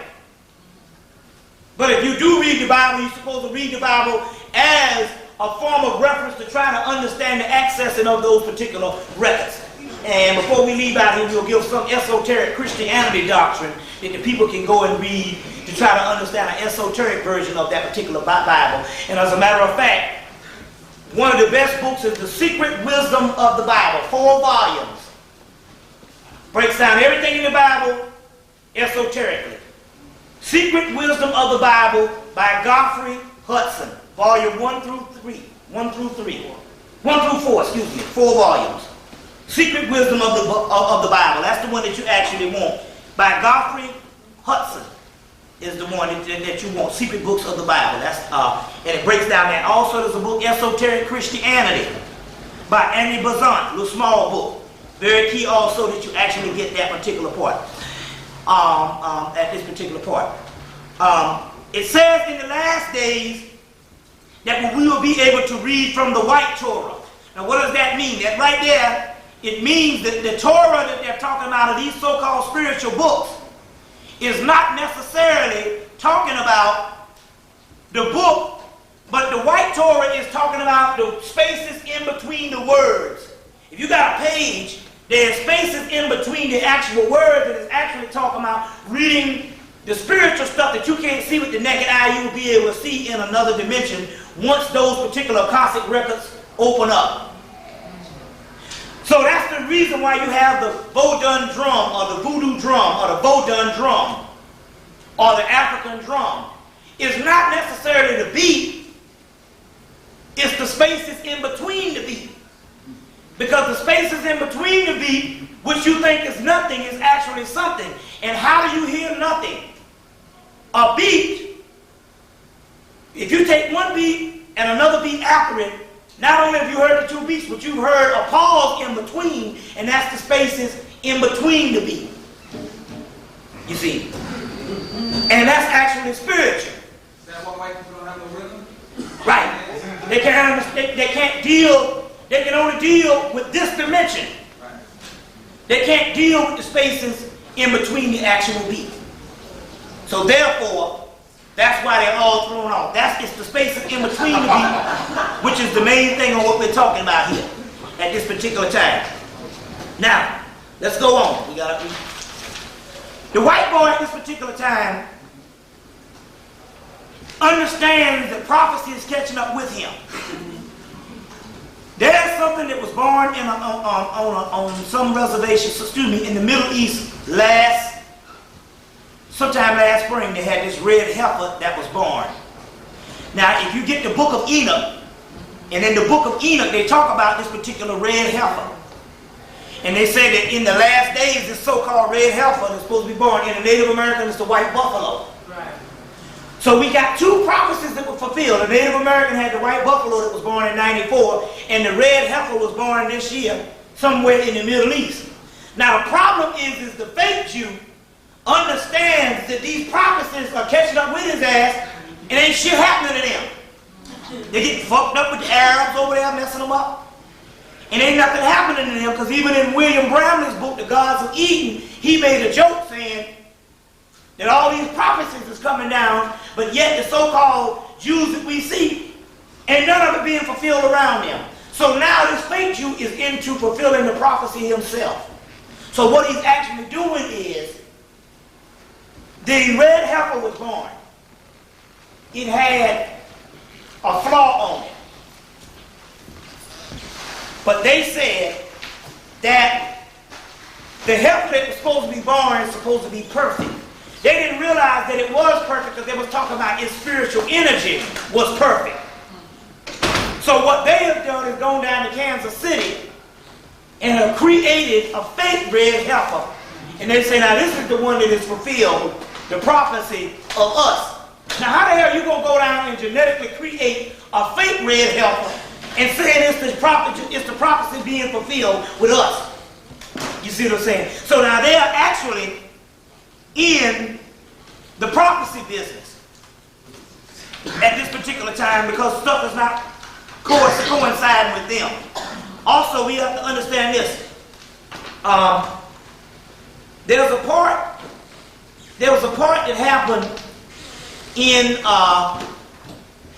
1991 where the fake Jew went into Ethiopia and airlifted up some Ethiopians, the philosopher Jews, and they were saying in that type of thing that in actuality that we have fulfilled the prophecy, because one day the so-called Cushi or the Cushite Jew was supposed to come home. So here's another way where the fake Jew is actually trying to fulfill prophecies at this particular time, because time is running out. We going into the millennium or whatever the deal is, and ain't nothing happening to him, and he's still getting fucked up over there, and all his leaders dying. And like one brother from Lebanon told us, if the United States government was not in on the whole thing with Israel, they could take over Israel in 24 hours, the Arabs of that whole land. And they're not fighting Israel, but they're fighting the United States government. Very key. England and all of that type of thing. What we also need to understand is something based on the Nephilim. Now there's the book called Breaking the God Spell, dealing with the actual Nephilim. The other book is you're going to have to go to a comic book store, and there's another book, but that's where all the stuff is. There's another big book put out called the Nephilim. And in that particular book, it has a lot of science, but they say who the Nephilim are. They say the Nephilim, make sure that the Nephilim are people. You will find most of the Nephilim in jails now. But they say there's a lot more than just them being oppressed. Basically, they are rebellious in nature because they have been around long enough subconsciously to see different laws change over the years, especially with these damn white boys. So therefore, they are rebelling against the actual laws and stuff. On a spiritual level, they are rebelling against the confinement of their spirit not being able to manifest on a higher level. When we go into some ancient, some other metaphysical things tonight, we're going to break down certain laws that restrict us at this particular time. So let's go on. Moses anointed Aaron because Moses anointed Aaron. The Hebrew mythology, it was first an elaborate mythological system that was later on historicalized and turned into history. What is actually happening here is it was turned into actual history. So for every Hebrew character, it means that they never necessarily existed in history. So if you understand that, you can line them up with the Egyptian mythology. So Moses would be Tahuti in the Egyptian mythology. You got the staff of Tahuti, you got the rod of Moses. You see what I'm saying? You got the rod of Moses, which would be Tahuti also, is what it would actually be. Very key that you understand that. We're just going along, we're going to line up some things at this particular time, but I want to get through a couple of things right now on some Kabbalistic mysteries. The Jordan River that Jesus was baptized in is actually your Kundalini, because you are the Christ and you're being baptized by the river, which is the flow of the energy of your Kundalini. You see, in the angelic realm of the Kabbalah, you're supposed to have 72 deities, and also you have 72 spinal cords, even though you levels of the spine, because you also have a frontal level of the spine which is invisible, and the chakras line up on that. But you also have 32 levels of the spine, which in actuality you get your 33rd degree with, which is talking about 32 levels of the spine, which is 33 levels of the spine and 33 levels of actual consciousness, which has nothing to do with you going in some order and calling yourself a 33rd degree, when most black Masons don't even believe that the Kamites or the Egyptians even had anything to do with Masonry, because most of them don't even know what an Egyptian is. You see what I'm saying? So that's very key that you understand that at this particular time. I want to get into some other things right now. And that is, let me see here, the history of Hermetica. The Hermetic text is some text that was in the Library of Alexandria that was smuggled out. The Hermetic text, if you ever get your hands on it, you can go and get this book, if you can get your hands on this, by Walter, what's this guy's name? Hermetica. I think his name is Walter Scott. And in that particular book, Walter Scott's book, they say that the greatest thing that ever happened in the history of man is man was able to make a man. So it's in there, but it also says, right in the particular book, and I often wonder why the Afrocentric scholars would read certain material and then all of a sudden turn around and say that we still come from damn monkeys and apes, just like the damn white boy. Well, and in the material, the Hermetic materials, it literally says that you got two races of men, and one of the races of men don't have a damn soul. Don't have an actual soul. And I often wondered, why is that? When I got the same books that some of the people, some of the same authors came and told me to get, and when I started reading this stuff, I find shit that was totally different. You see what I'm saying? That was totally different. That's very key, and I often wondered why that was going on. Going around, how many people saw this particular information on TV where they said that King Tut married his sister? It was on Discovery. Sexual secrets from Pharaoh. Yeah, something like that. But anyway, they did this whole thing. They really didn't even go into that. But they was trying to find out whether the Egyptians or the Canaanites at that particular time, what race they were. And they dug up a particular mummy, and they opened up the skull of this mummy, because they said that usually the brain was removed. And the guy took his hand and felt around in the skull. And when he pulled it up, he had this, he said there's some black resin that's in the skull. Did you see that? Which was in actuality melanin what they was actually talking about. But this is what it says here. It says, the universal genetic truth about the Egyptians, royals, using DNA from 3,000-year-old mummies. What does this mean for our own genetic future? Now, I don't know if I mentioned to you the last time, but what's actually really happening here is this. They are interested in this because they have museums all over the country. And they got museums all over the world, and right now there's a fight on to get the mummies that they haven't already eaten. So now they got this war going on that they're trying to recover the mummies. The reason why they have this war going on is because based on DNA cloning now, they have already brought a certain amount of pharaohs back, to try to learn about ancient history, to try to carve out a niche to save themselves. So they have come and actually cloned and brought back a certain amount of pharaohs. It's interesting here because in 1994, I ran up on a book in Barter's bookstore that was talking about this, but I was short on cash and the store was about to close. So I said, I'll hide the book, come back tomorrow morning and get the book. But for some reason, they must have was looking at me at the time, because when I came back the next day, the damn book was gone, and I never ever saw the book again. And it was talking about how they brought back Ramesses and they cloned Ramesses. The key is, there's only one problem about this. So now they're going in and they're taking these mummies and they're actually trying to bring them back to try to find information. The only problem is most of the pharaohs were honorary priests. They were in the mystery system, or what you want to call the educational system, but they were honorary. They were not high priests. So the information that they're trying to get, they can't get because you ain't never saw no damn high priest mummified. You see, and that's the key. They have different monuments on priests and different statues on priests, but they don't have any mummies on priests because the priests never mummified themselves.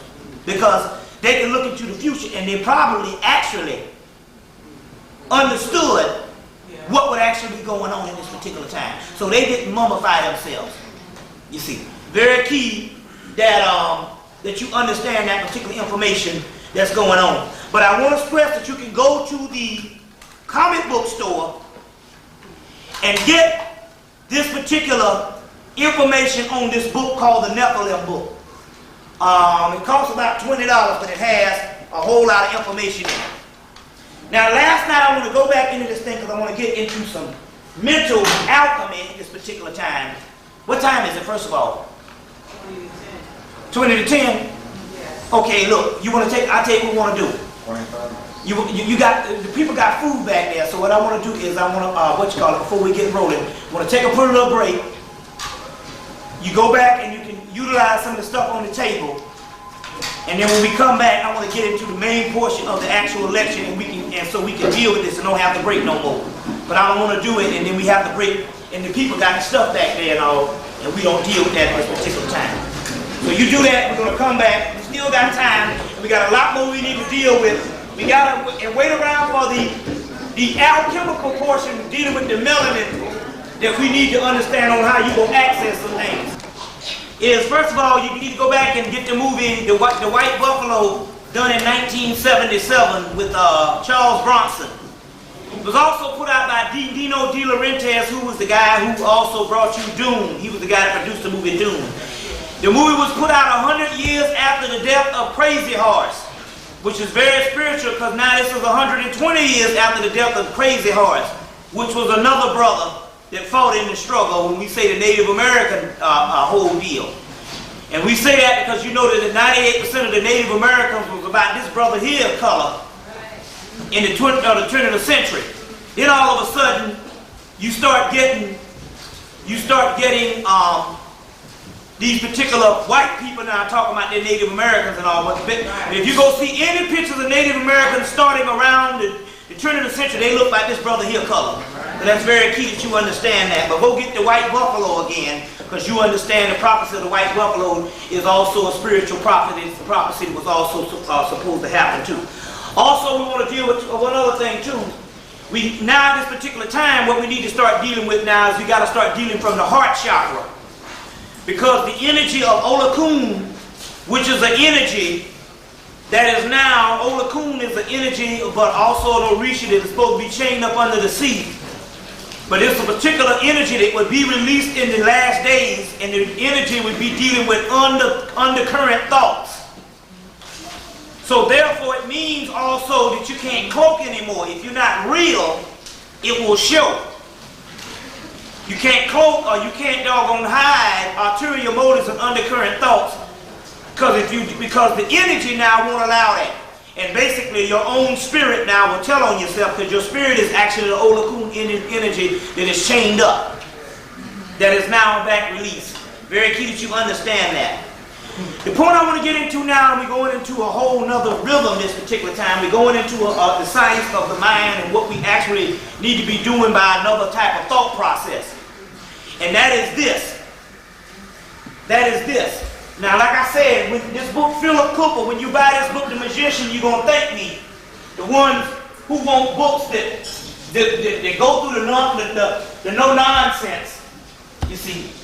They go through the no-nonsense and get straight to the actual point. But the point I want to deal with right now is I want to deal with sacred dance.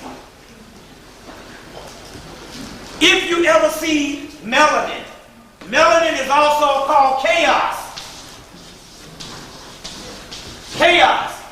And melanin looks like some stuff that looks like this. It's chaos. It's chaos. Which means that this particular energy cannot be put in a box. And when you try to put this in a box, as far as trying to put it or name it or put it in one type of system, you kill the energy. And what I mean by that is, our energy does not deal with one type of structure, fundamentalistic way of thinking or fundamentalistic way of looking at your higher self through religion. The moment you try to bottle the melanin or try to put it in one type of category, you lose the whole meaning of it, for the simple fact it is that which cannot be named. And it is multidimensional. So what that means is, we get into doggone debates on whether we Moorish, whether we Camite, whether we Islam, whether we Christian, whether we this, whether we that. And that's because we were all that at one time. The key is because you were all that at one time, and you were something way more than that at this particular time. Because you were all that at one time, you must understand that to put it as a variation as 1 degree, I'm just a Moor, or I'm just Islam, means that you break it down and you don't understand the concept that you are even greater than all of that which came before. Now the key is that what we're dealing with here is this. When we're talking about understanding chaos, how can you put a name on this? It is that cannot be named. So therefore, the white boy understands that you get into the cultural argument on the different variations of what you want to call yourself and what you want to be as, and what you want to worship. I only want to study this one discipline. Well, the white boy realized, he said, hell, I didn't come from none of that. And ain't nothing on the doggone earth I invented. So therefore, I got to jump on all the people in the cultural baggages that separating themselves, arguing over who was first and what was this, and was it this group of black people, was it this group of black people, when you were unnameable and you got 1,000 different names of when you occupied the earth. So by him understanding, by him being an outsider, he studies it all. And that's how the melanin works. Soon as you just say, well, I just only study Egyptian. What the fuck is that? You automatically kill it. I just only study the Moorish thing. I just only study the Islamic thing. You automatically kill, which is melanin. So what it is melanin is a multidimensional type of energy. So therefore, the ancients knew that they would show you multidimensional types of deities for you to understand that it's not just this one deity. And what I mean by that is, the melanin is one. But just as it is one, it is not just one concept. It has different attributes. So therefore, to understand a multi-deity panel, what you call a pantheon, or you call polytheistic, is the great way the melanin works. To understand the different mythological stories is the way the melanin works. To shut it down and to start worshiping and to start saying, hey, it's all about being humble and being submissive in these particular, what you call organized religions. If you shut it down like that, you don't learn anything and you become stagnant. So therefore, these work better, the melanin work better on a multi-deity principle. You get what I'm talking about? Which means that you got to put all of it together and you got to study it all. Case in point. One of the keys which makes melanin function even better is dance. Now what the European has done recently is he has come in and he has studied that every time you used to dance and get down, some of them would get sick. Yes. On the other hand, you used to heal yourself by dancing and getting down, and this was a system that you used to have. Okay now. So basically what he has done now is he has modified the music to even your rap music now has a slow tempo. You can't really dance to it. So you can't really release the energy. It's laid back. So you only got two kinds of music. Dance music and slow music. And the slow music is one of the really bad slow music. It's not the slow music of the 70s. With different range of orchestration. It's just a boom, tick, boom, tick. Which there is no music at all to catch on to. And it has a synthesized dry sound to it. As well as the rap not being music at all, because this is a bunch of just cut up old albums from the 70s. Which destroys melanin. In the concept that you think that the shit is the voice of the ghetto, they have changed that in the last 2-3 years. The only reason why you don't think so is because you're used to the shit. And you just get used to hearing something, that's all you got. But anyway, you used to dance, and the dancing would get in touch with the multi-deities or the multi-systems of the brain. Now let me explain something to you here. You can understand this particular information. Dance is the most direct form of expression. Many native people For many native people, it is the direct access to the gods, or in this case, the deities. Because it's like the sister said that the word God it's a German deity with blue eyes and blonde hair. So we will say Netta, Neteru, Nephilim, deities. There's several names, you see what I'm saying, on what we would actually call them. Even the Titans. The Australian Aborigines, for example, enter into dream time through dance. This is the time in which the deities have lived and still live. So you have a higher self, for the lack of a better word, that are the gods that they're actually talking about, are the deities that they're actually talking about. And they used to live, which means you used to live on a higher plane. To get back to that higher plane, you have to go back into dream time, because dreaming is reality. So therefore, in which they have created a world that still continues to do so. Through their dance, the dream time becomes the present.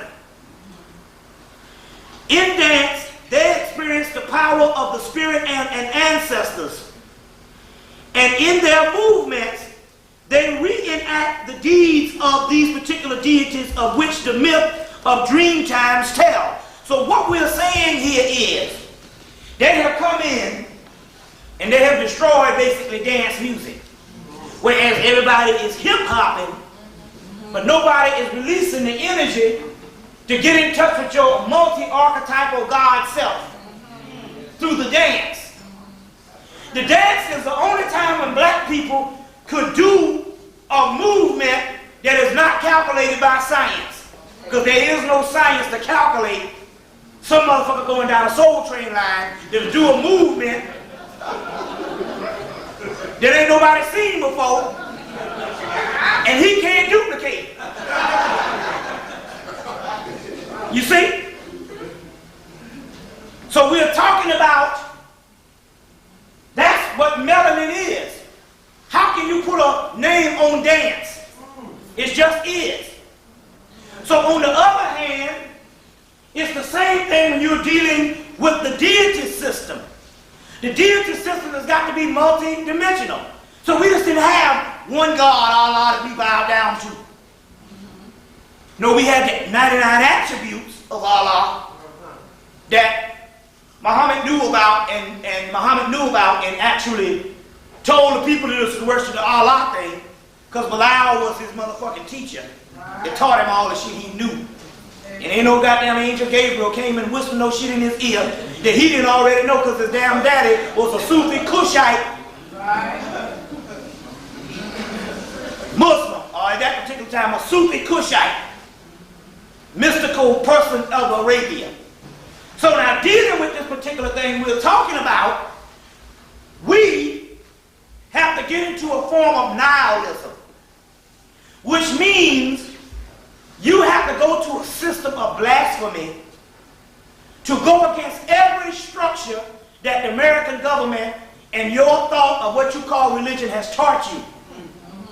If it says one thing, you have to do the other, because that's the way you get the melanin to working. Because the religion we have had to bow down to, if you are the creator, or you are the deity, or you are the angelic most high beings, then the only way that you can understand to be the angelic most high beings is not to be worshiping the angelic most high beings, but to act as one of them. But every religion we've had is set against, as far as the organized religion where you worship, is set against you going back to your original nature. So therefore, what you have to do is, everything that's out of order is what you need to go to. Because order stops chaos. You bring order to chaos. Well, we brought order to chaos for a certain reason a couple of million years ago. But this particular realm is gone now, so we must disorganize chaos, which you're good at anyway.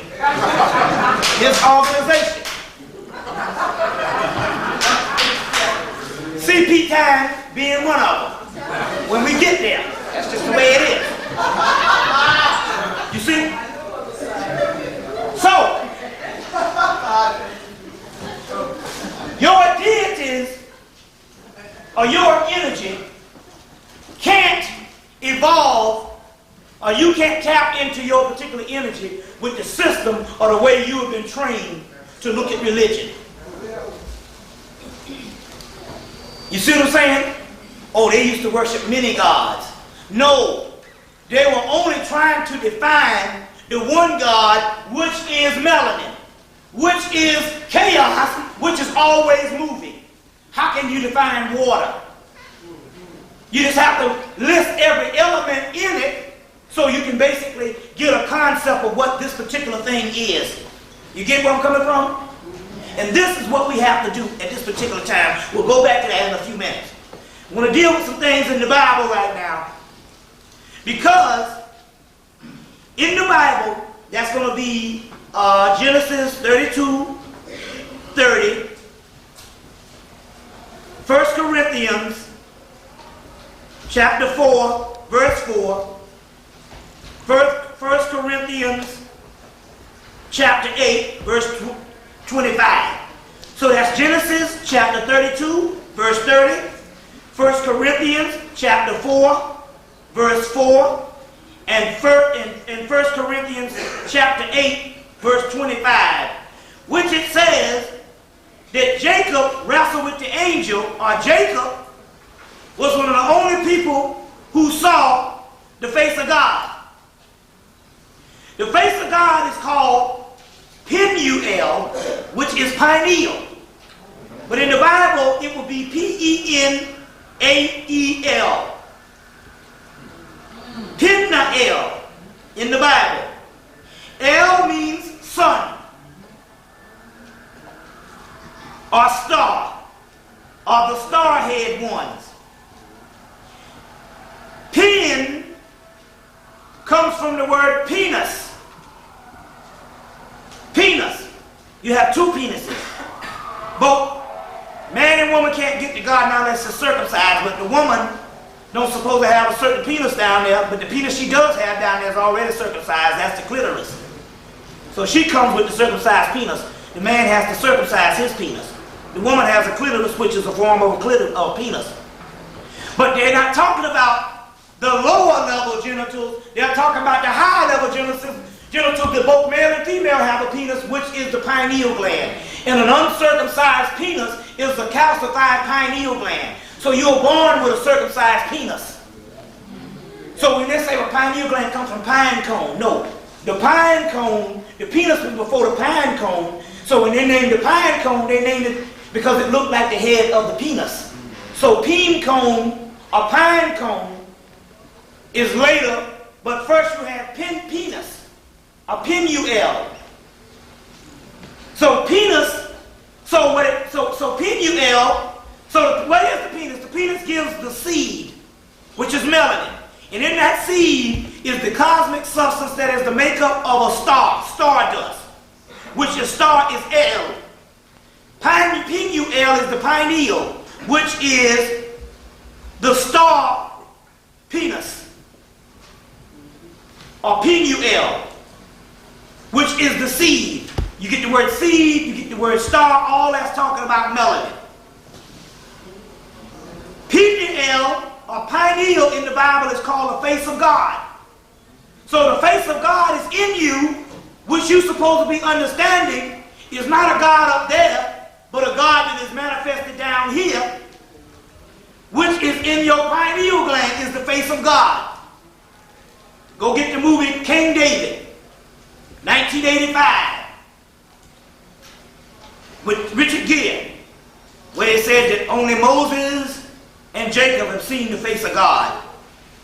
And his name was Penuel, or pineal. His name was Pineal. Right there in the King David, 1985. Then study the life of the King David, because there used to be a mythological part, and King David is actually Horus and a form of Osiris that they put in another version. You see what I'm saying? But David, in the movie, and in the mythos, slew Goliath, which is the giant, with a slingshot, but what really killed him? A pebble. Right? The mystery is metaphysical. Goliath means in actuality the artificial realm that we're stuck in. In the artificial government that oppresses us. But you can't slay that government with a bullet because he got more bullets. You can win the battle, but you can't win the war. But you can slay him with a pebble. Well, what is the pebble? The pebble is a stone. And the stone is called a philosopher's stone, or the stone that the builders rejected will become the cornerstone. And the philosopher's stone is nothing but the breakdown of melanin. So when Goliath slew David, Goliath was slain by David by a stone. It was talking about David. The Star of David is two inverted pyramids. As above, so below. Which is the same as the eye of Heru. It's the same thing. If you understand the symbology. Which is the same as melanin. Which is the star is in your head. The black dot is the Star of David. But he slew him with a pebble. It's a metaphysical alchemical or alchemical term of the philosopher's stone, which is a stone that is not just a stone that is on the earth like any other stone you find, but this stone has an extraterrestrial origin, which means it is made up of a composite that is not found nowhere on earth, but only found in the black woman and black man. A composite in the melanin. So it means that the melanin is made up of every composite on earth. But one composite that you can't find on earth is in the melanin. And in this case, it's a light particle,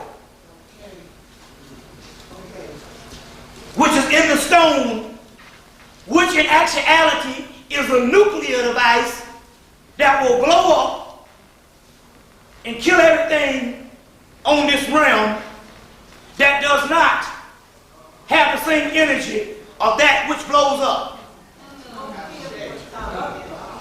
So it says in the Gospel of Thomas, heaven is like a mustard seed, which is inside of you.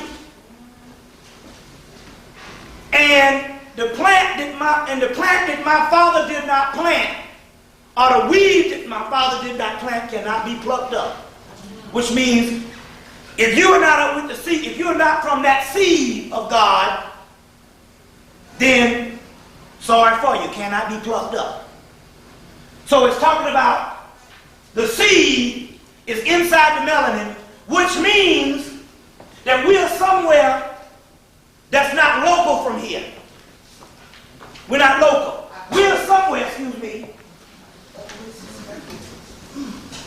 We're somewhere in another universe and in another world, and we're about this big. But in this particular atom, or atom, or aton, same thing, atom, atom, or seed is a whole universe. Go back and see Men in Black. How many people saw the movie Men in Black? You got to see these movies. Especially here, it don't make no sense because you can go to the damn street and get the shit. The mystery of the Men in Black. You got your keychain. In the Men in Black, the whole mystery to the movie was this. They said what? They said that the universe is on Orion. Matter saw that? And Orion was a cat. And everybody was looking for the universe, but it was in a little ball on the cat's neck. And when the woman looked into it, it was a whole universe in a ball on the neck. That's exactly what's inside of you. There's a little black dot that's smaller is housed in the melanin. The melanin is the triple blackness of space, or carbon, that's inside of you. But it's black, but in it is one little small seed, about the size of a grain of salt. And in that seed is about the size of a grain of salt. Inside of that little seed is a whole other universe, where the real you are, because that is the real you. And what has happened is these two eyes have come in and is setting before the real you and magnifying this bullshit. And that's when they say, we used to be gods and we used to be the entities until the giants came, which means now this illusion is magnified and it's blown shit up, and you can't see the real you or the real world because of this shit here is taking the place and covering it up. The veil. But you are in a seed somewhere in another dimension, and you are dreaming from this seed out into this particular dimension, and now you stuck thinking that this shit here is reality when you over here. But this particular seed is the most powerful thing in the universe. It's Sirius B. That's your spirit. It's the most powerful thing in the universe. And it's an atom. And this atom, once activated, can blow up everything that is not of the same origin of this matter, of this atom. So therefore, that which is not in the same origin of you will have to be eliminated from this particular seed. That's the role of alchemy. We'll get back into that particular part. We just got to think, change the way of what we're dealing with at this particular time. The Ark of the Covenant. The Ethiopians built a physical chest that was in Ethiopia that they got from the mysteries of Osiris or Osar, or Asar, which is when Osiris was cut up, or Osar was cut up into 14 pieces, but at first, and thrown into the catfish, thrown into the Nile, and the catfish ate the penis. You got to go and read the mythology. Before that, when they first killed him, they shut him up in a chest and nailed the chest shut and threw the chest into the Nile. First of all, they invited him to the Last Supper. The original Last Supper was when they had a party and they invited Osiris to the party, and then they killed him. And they also do it in some certain mythological Shakespearean plays, as well as some other things where they invite a person to a party and kill him. The Mafia does that too. The Mafia does it. Give you the kiss of death. But anyway, in this particular chest, they shut his body up in this particular chest. And they floated down the Nile. The ancient priests in Egypt, or Hemmitt, used to build this particular chest of Osiris. The Hebrews, because Moses was a defective priest from the priesthood of Osiris, or Osir. You can get the book Moses, Pharaoh of Egypt, by Ahmed Osman. Ahmed Osman. You're gonna have it. It's put out by HarperCollins book company, but they have also a international label. I can't think of the name of it, but it's Moses, Pharaoh of Egypt. Also get the Moses Mystery. The Moses Mystery. That's real popular right now. But he was I can't think of the guy's name. Moses Mystery. But anyway, the chest, they used to build this chest in Hemmitt. The Hebrews learned how to build this chest. Now it's interesting because the white boys followed the direction on how you build this so-called Ark of the Covenant in 1967. And they actually built one at the University of Chicago, and it started thundering and lightning and shit. And the United States Army rushed in and made them tear it down.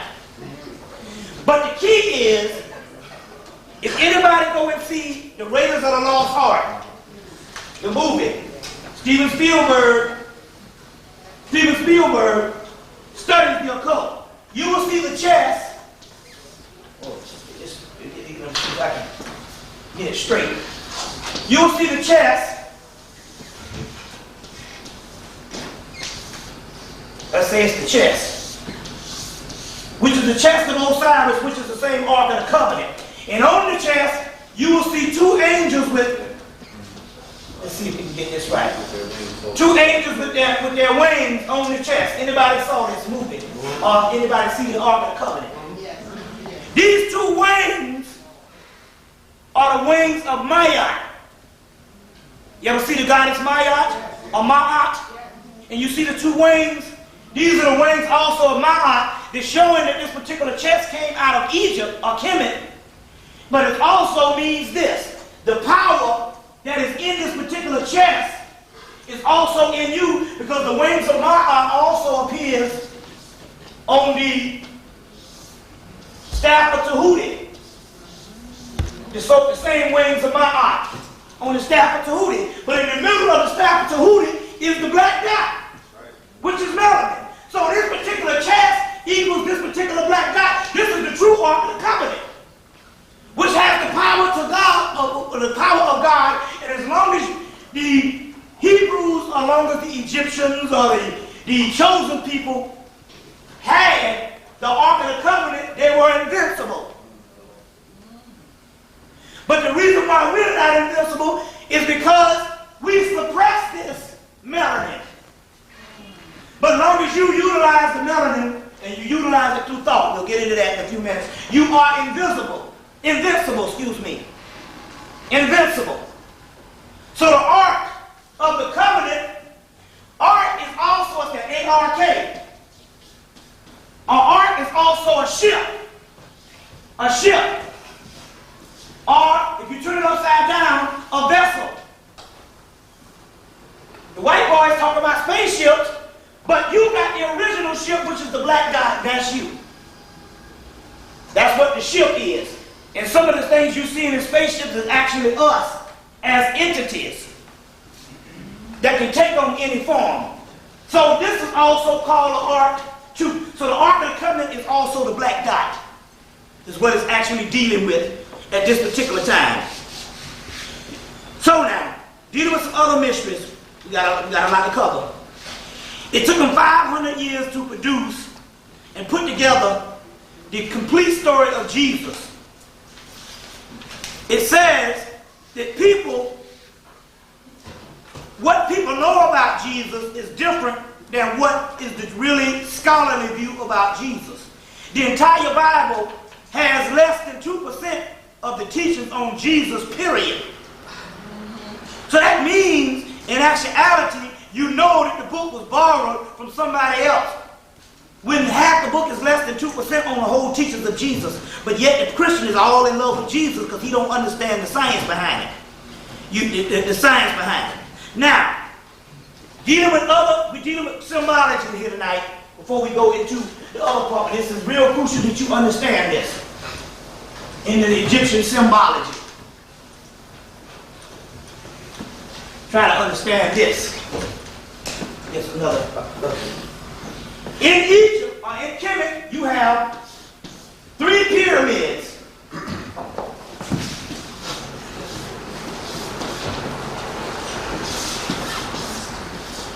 Three pyramids. Also represent the 3 stars in Orion's belt. The center star in Orion's belt is Sirius. In Orion's belt. Also representing 3 planets.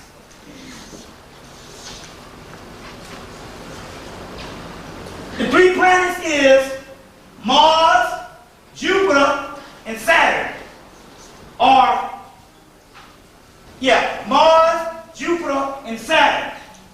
Also represents Aset, Isis, Horus, Heru, and Osiris. So for the Greek translation, it would be Isis, Osiris, and Horus, the first Trinity. So, this is Heru, Horus. in the middle pillar. This is Isis or Aset. We just put Isis. Or Aset. We just put Aset. Let's put Heru. Aset. And Osar, Asar. You are Asur, or you are Asar, which is. And it also represents the mystery. How does this break down with us? The mystery of this is Isis represents the pituitary gland. Osiris represents the hypothalamus gland or region. And Heru, which is light, represents the pineal gland in the brain. And between the conjunction of these three, you get the illumination of the middle pyramid with the capstone in the middle of the middle pyramid, which is Heru, which is both Aset and Osar, or Osiris and Isis combined into one, their offspring, which is in you. In the Christian symbology, this would be transferred to one cross on Calvary, two crosses on Calvary, three damn crosses on Calvary. Oh, my. That's what the shit is. The three crosses on Calvary represent the three pyramids that you have visually. So you can't find no damn crosses nowhere in the motherfucking Middle East. The only thing you can find is a goddamn pyramid. And from this pineal gland, the third pineal gland, you also have Mars, which is Horus, Saturn, which is the black planet, which is Iset, which is Isis, and Jupiter, which is the light bringer, which is Osiris. Gives reign to the god Mars, which is the god of war. But the mystery to all of this is the three stars on Calvary, the three pyramids, the three planets, and the three stars of the Orion Belt give rise to one thing. In front of the Egyptian pyramids, you have the Sphinx, which is Horus on the horizon, which is the true Christ of the world, because we got evidence of this goddamn Christ, and we ain't got no evidence of the other shit that was stolen from it. Which is your symbol, which is a symbol of melanin, which is in you, which makes you the Christ. But the Calvary and the three stars is the same thing. Which also in the Kabbalistic, you got the Kabbalah, at the top of the spear of Kabbalah, you got down three spears. At the bottom of the Kabbalah, but the top one is the three spears. Which is Kever, which is Horus, which is Binah, which is Isis, which is Saturn, and then you have the universe here, wisdom, Hakma, or Shakma, which is actually Osiris, wisdom of Osiris, or Osar. These are the mysteries of what they're actually dealing with at this particular time that you must understand. But in the movie, The Men in Black, they showed this little ball around the cat's neck. And they said that the universe was on Orion. Well, the universe is on Orion because that's the doggone Sirius star system, which is a binary star. You got Sirius A, which is the brightest star in the sky. Now, everything out there is nothing but a hologram of what's going on down here. You just don't understand that. Everything that's going on down here is a hologram. Up there that you see is a hologram of what's actually happening down here.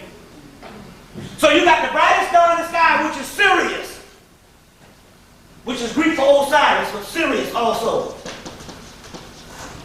It's also Isis, it's also Aset, it's also Anubis. And what it means is all the gods come from Sirius, which is another dimension other than getting in a spaceship traveling here. You must understand. When we get into question and answer, we can entertain a lot of these things. So bring them back up in question and answer. But the key is, you have Sirius, which is the brightest star in the sky. Then you have Sirius B, which is the smallest thing in the universe, which travels around Sirius A every 50 years. In actuality, there is only Sirius B.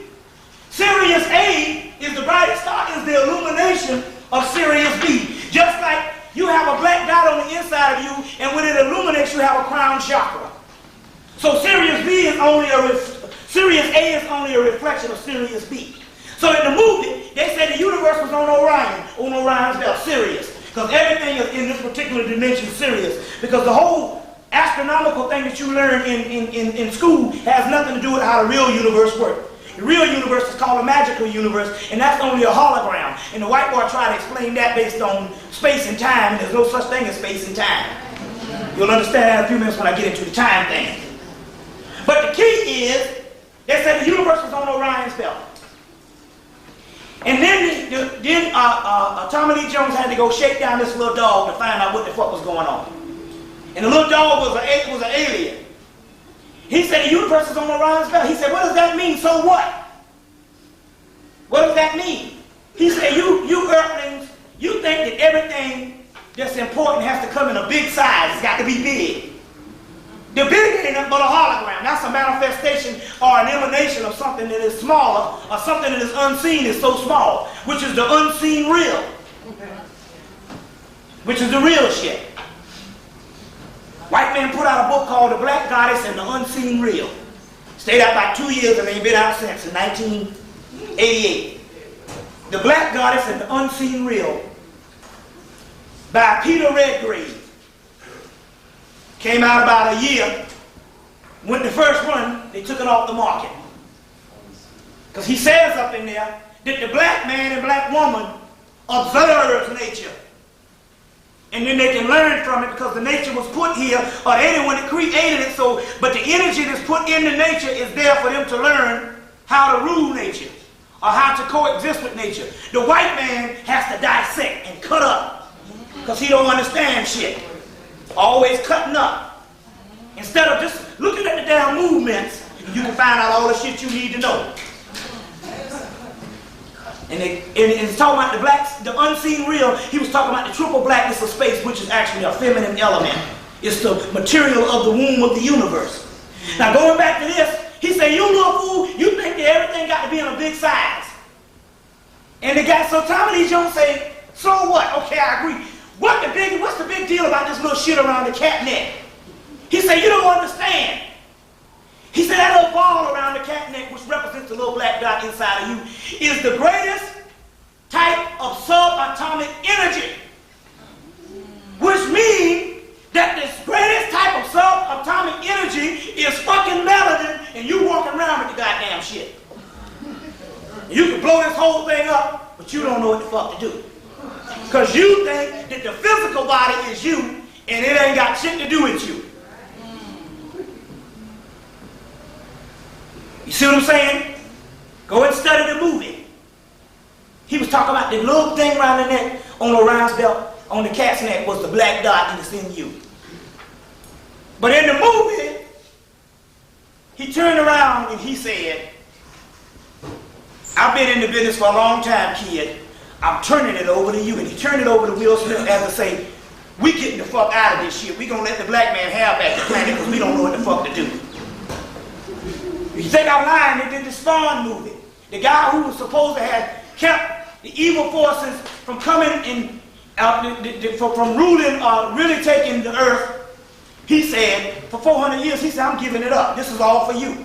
And gave it to the black man. They relinquished the rights and gave it to the black man twice. See what I'm saying? Twice. How many people saw Event Horizon? Event Horizon with Larry Fishburne. Listen, this is the key. Any movie that come out science fiction, the white boy is giving up all the keys in the shit. You got to go and see it. You can't sleep on it. Because the shit is not going to come all the time in a book. As a matter of fact, a lot of the shit in the book, he is stopped printing if you didn't get them yet. So therefore it's going to come in the movies. What the fuck is movies? Movies is mythology. What is mythology? Mythology is physics and science. So they understand that they can put it right in a movie and be just as authentic as putting it in a research book. You got to understand how real scholarship works. It's not based on this version of what they told you in school. You got your PhD for writing some paper on some bullshit. In Event Horizon, they had this machine that created an artificial black hole. And what is the black hole? The black dot inside of you. What happened on the movie? The white boy got sucked into the black hole, and when he was spitting back out, what did he say? I can't take the blackness. I can't take the blackness. And it ran him crazy because he didn't have the melanin, because he was a mutant. He couldn't take the blackness. You see what I'm saying? You got to understand what's actually going on and how this whole thing is shaping up at this particular time. So let's go into some other mysteries at this particular time so you can understand something. Now Hemmitt came and he told you all about the Hale-Bopp thing last year, or this year, the whole 9 yards, so he's covered that. But the Hale-Bopp thing was one key in the mystery of the comet that was supposed to come, because in the Zohar, which is the written Kabbalah, they talk about this comet that was coming in the last days. In the Celtic mystery, which is your mysteries of Excalibur and the Arthurian mysteries, they talk about the last days when what will come is a dragon's tail. The dragon's tail, which is the comet. But when the comet comes, it says, after the comet comes, the comet will come and will get in a fight with a star, or a flame, or a star. It's the mystery of the flame and the star. The flame is the comet, which also represents your kundalini, because everything that's going on in the heavens is going on in your body. Look, we have passed the comet stage. We are in the other realm at this particular time, because the comet is coming and going. But outside it acts as a sign. Inwardly is a combination of your spirit illuminated. The flame is the kundalini inside of you that you've seen on the staff of Tahuti. You've seen the staff of Tahuti Medical Association. For the people that see, that's the Medical Association. You've seen the staff of Tahuti. You've seen the flame. The flame is the energy inside of you, which is a cosmic fire that shoots up your spine. So when you saw that comet, that was a reflection of something that's going on the inside of you, which is the kundalini energy rising. That's why they had to start killing you off. The star that was supposed to get in a fight with this flame is the star, is the black dot that is illuminating us. That's the star. But if you notice, this particular symbol is also a symbol of the double helical structure of the DNA. You see, it's what it is, the double helical structure of the DNA. So the star and the flame that they're actually talking about is, in actuality, what has also happened in the Hale-Bopp mystery. Now, how do we know this is true? Because there's an Etruscan man. The Etruscans are the original people that started Greece and Rome, that the Indo-Europeans came down and took the society like they did with the Native Americans and plagiarized all the shit and said that it was their language. When the Etruscans are the motherfuckers that taught them how to speak. Because Count Boney said that we even had to teach them how to speak. And the Etruscans is nothing but another form of the Phoenicians, the seafarers. And these are the people that started Greece and Rome.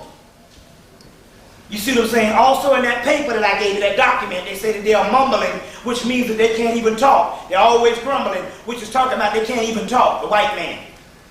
So, at the funeral of, was it the funeral of Julius Caesar? They was all rejoicing because there was a comet that came in Rome at the time of the death of Julius Caesar. And they had already had a prophecy of when the comet come, the end of the world was coming. But anytime the end of the world came in the ancient time, or the thought of the end of the world coming in the ancient time was a great rejoicing period. That means that you don't have to do no more time on planet Earth, in this jail cell, in this prison camp. And you'll be released back into the God that you used to be, or the deities or the energy force that you used to be. Go get the movie Dark Crystal and you'll see all the shit I'm talking about. They put it in one fucking movie, The Dark Crystal. That's if you don't own shit. You need to go down to the damn child section in damn Blockbuster and buy the damn Dark Crystal or wherever the hell you go. They set wherever they sell videos and buy that. Because everything, the crackers worked on that shit for 5 years. So they ain't working on no child movie for 5 years.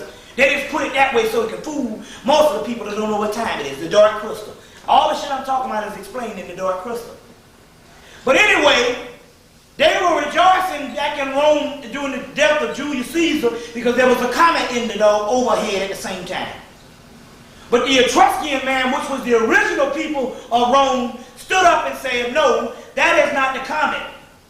He said, there's going to be a comet going to come in the end days. It's going to be the one that will be the end, but that won't be the one. And he was talking about the comet that just came.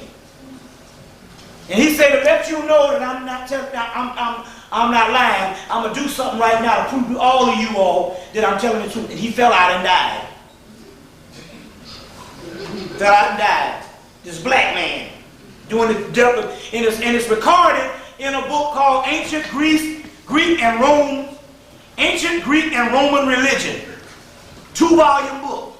Ancient Greek and Roman Religion. You can get that book at, see, Barnes and Nobles has these sale books. They got their own printing press company, so they can print a lot of this shit and sell it for like $6. And they got these hardbound sale books, and and that's one of them. But if you go there, they can order it, right? They got a shipping yard, and they can order that shit. They got another one called the Wisdom of Ancient Egypt. It's a book. If you go there, you can see it in their sales section. It's the Wisdom of Ancient Egypt. And in there, they got the papyrus in that book on the contendings of Horus and Set. And that's the fight between the good forces and the evil forces, which is in that particular book, as well as ancient Egyptian literature by Faulkner. Ancient Egyptian literature by Faulkner has that fight between Horus and Set, the complete version, as well as ancient Egyptian literature by Miriam Litcham, Volume 2, has that fight.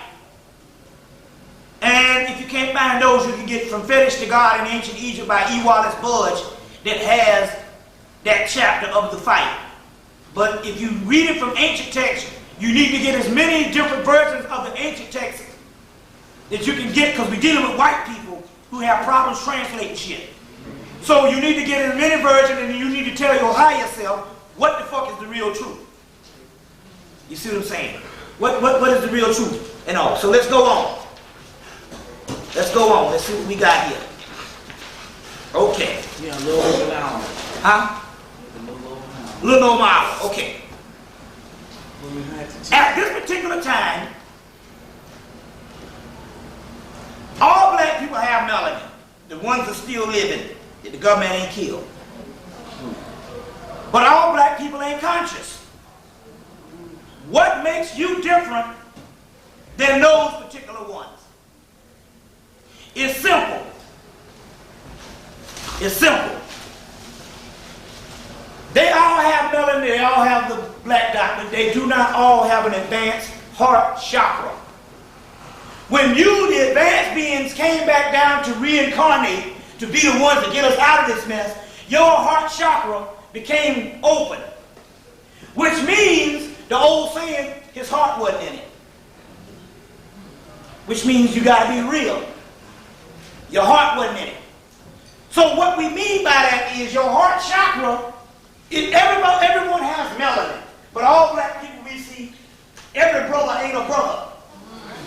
You heard that before. Yes. The problem is their heart chakra is not open. Here's your chakra system, in your body.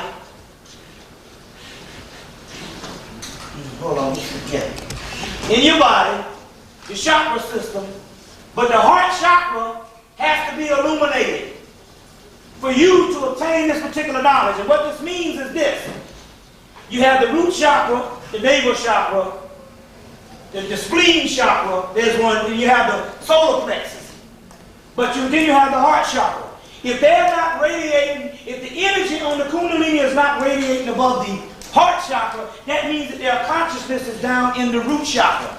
So no matter how much you try to teach them this knowledge, the consciousness comes straight down here and it bounces off. They can't get it down here at the root chakra.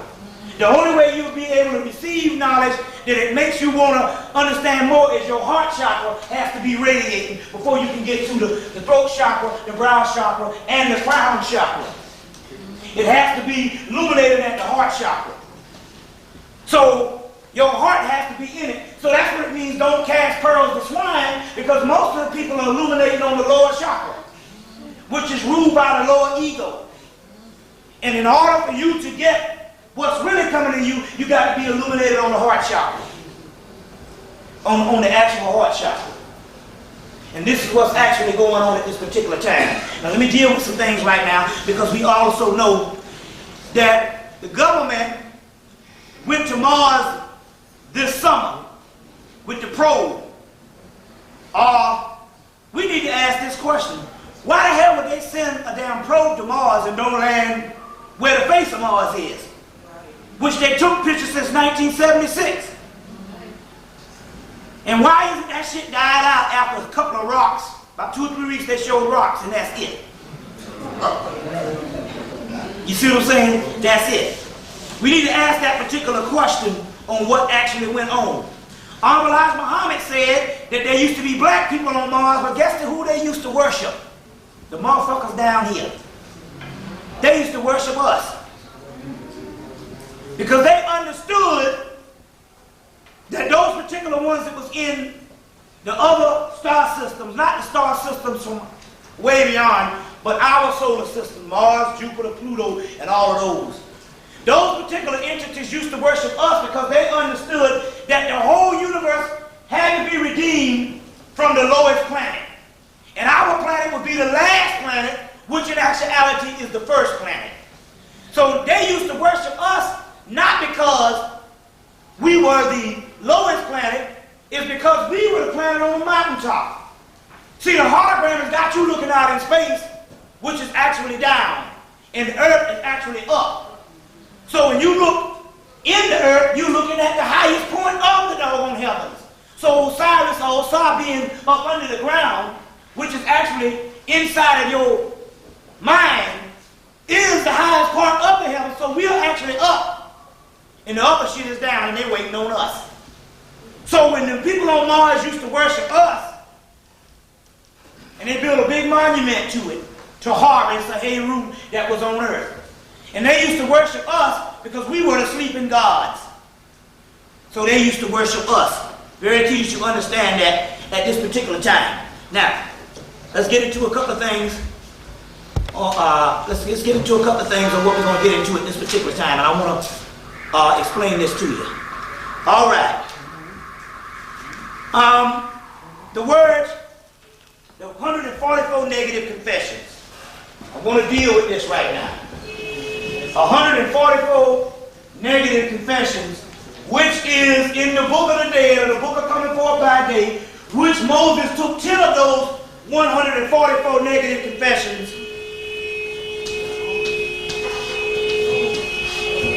and made the 10 commandments from. Now, we don't deal on moralism. That ain't got shit to do with the immortals, which we are. Damn, who the hell is this? Some fools out there. And you know what? That might be energy. Because when I talk, and when other people talk, you always get some shit disturbing things. And you'd be surprised. It might be some other type shit out there. They're more than somebody blowing a horn. The 144 negative confessions is the word negative means it ain't got shit to do with your physical body. Now let me explain this on what I'm talking about here. We don't deal with moralism because we deal with instinct. We just are. Now, what I mean by that is this. And when we go into a question and answer, which we're going to do so we can get the ball rolling, because I want to get some things. I want to explain something to you here.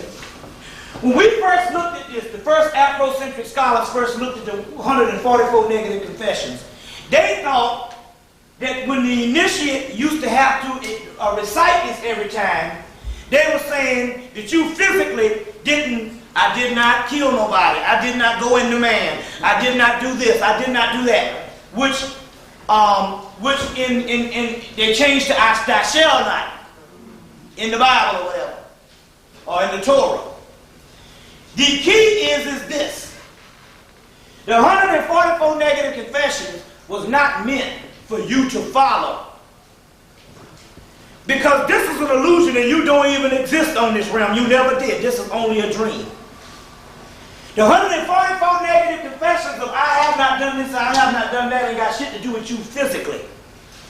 This is what your soul has not done, because your soul is pure.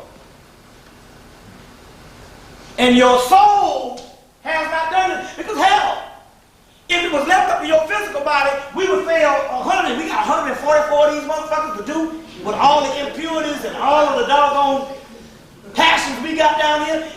You'd be humanly impossible. The only way you was able to do that shit is you'd have to be dead.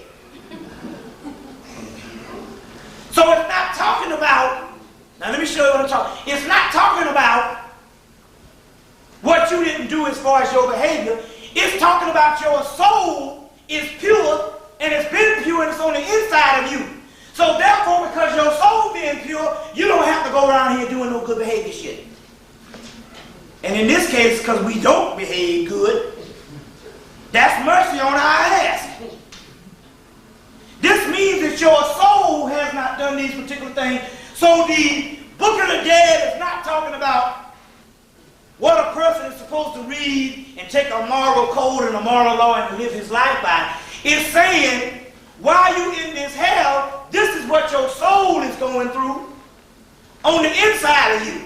That's the moralism.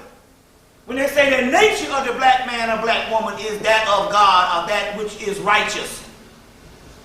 You see what I'm saying? Which is talking about your soul, and it has nothing to do with the way you behave on the outside. Now, does this mean that you're just supposed to go out and kill people? In our rightful habitat, by us having a soul, going out and doing the shit we do now is not our nature anyway. We wouldn't do that shit anyway, because it's not our nature. Just like a damn cat wouldn't jump in the damn ocean and swim. He would have to be taught that shit. You get it? So the key on what I'm saying is, on all this biblical myth and stuff, and all of the holy books that you think, it's not on how you behave on this realm, it's how your soul behaves in another realm, because your soul is the essence of the Most High. You get it? It is the essence of the Most High, and it has nothing to do with you on this particular realm. Now, so in that case, then what is it that we need to do? What is it that we need to do? The key is, the first thing that we need to do is, I want to read something to you. First of all, let me read this to you. This is called Gnosis in Time. It's a book called Man and Time. The paper's from the Ernos yearbooks. Now this is coming from Princeton University. Now to show you, to jump on the whiteboard, all this metaphysical shit, the Ivy League and them put out these yearbooks. The last yearbook was 1957. So that means they had all this knowledge and had already synthesized it before you even went into a whole civil rights movement. So all the shit that we did in the 60s was a damn government strategy, and they was laughing at the whole shit anyway, because they already knew the damn truth and knew their fate and acted upon it. That lets you know how advanced they are as far as what time we're dealing with. Now I want to show you this. I want to read this to you. And it's dealing with time. Because in actuality, time is an illusion, just like I told you. When you put time to something, that's why you can't deal with time as Africans or as black people. Because I want to say this right now. First of all, we need to get out of this whole African shit. Let me deal with this. There is a goal and there is a movement amongst white people to get you to stop calling yourself niggers. Because the word nigger is a very sacred and powerful word. The word nigger comes from alchemy, and it means Saul, which means son, nigger, which means the blackening stage. Which means the blackening stage. Saul nigger. It's an alchemical term. You can get it in a book called, there's a little book by the woman, she wrote the Book of Lilith. Her name is something Coltuve. Barbara Black Coltuve. Don't ask me how to spell this black last shit. Barbara Black Coltuve. She wrote the Lily book, and she got another book out called Solomon and Sheba. Saul, which is son, Amen,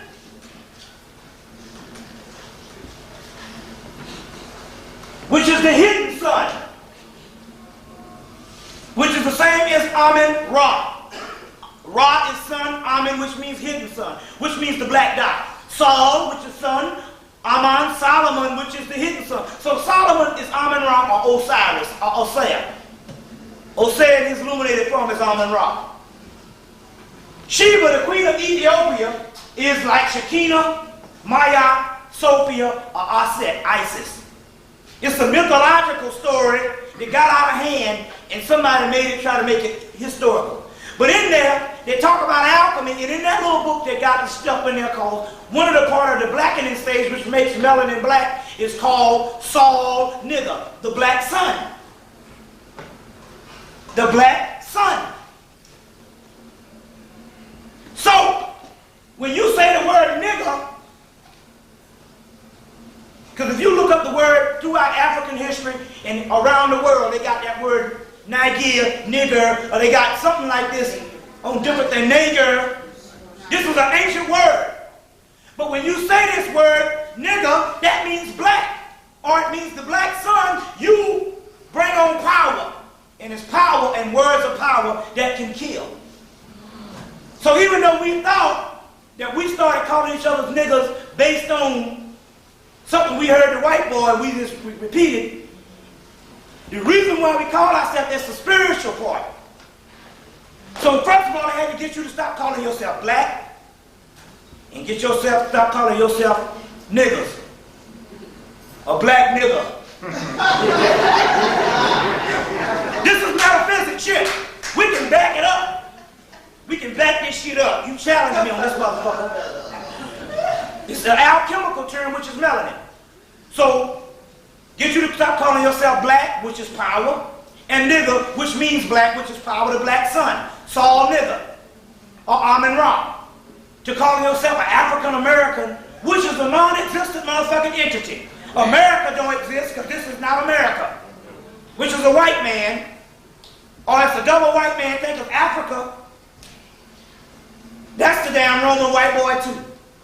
Leo Africanus.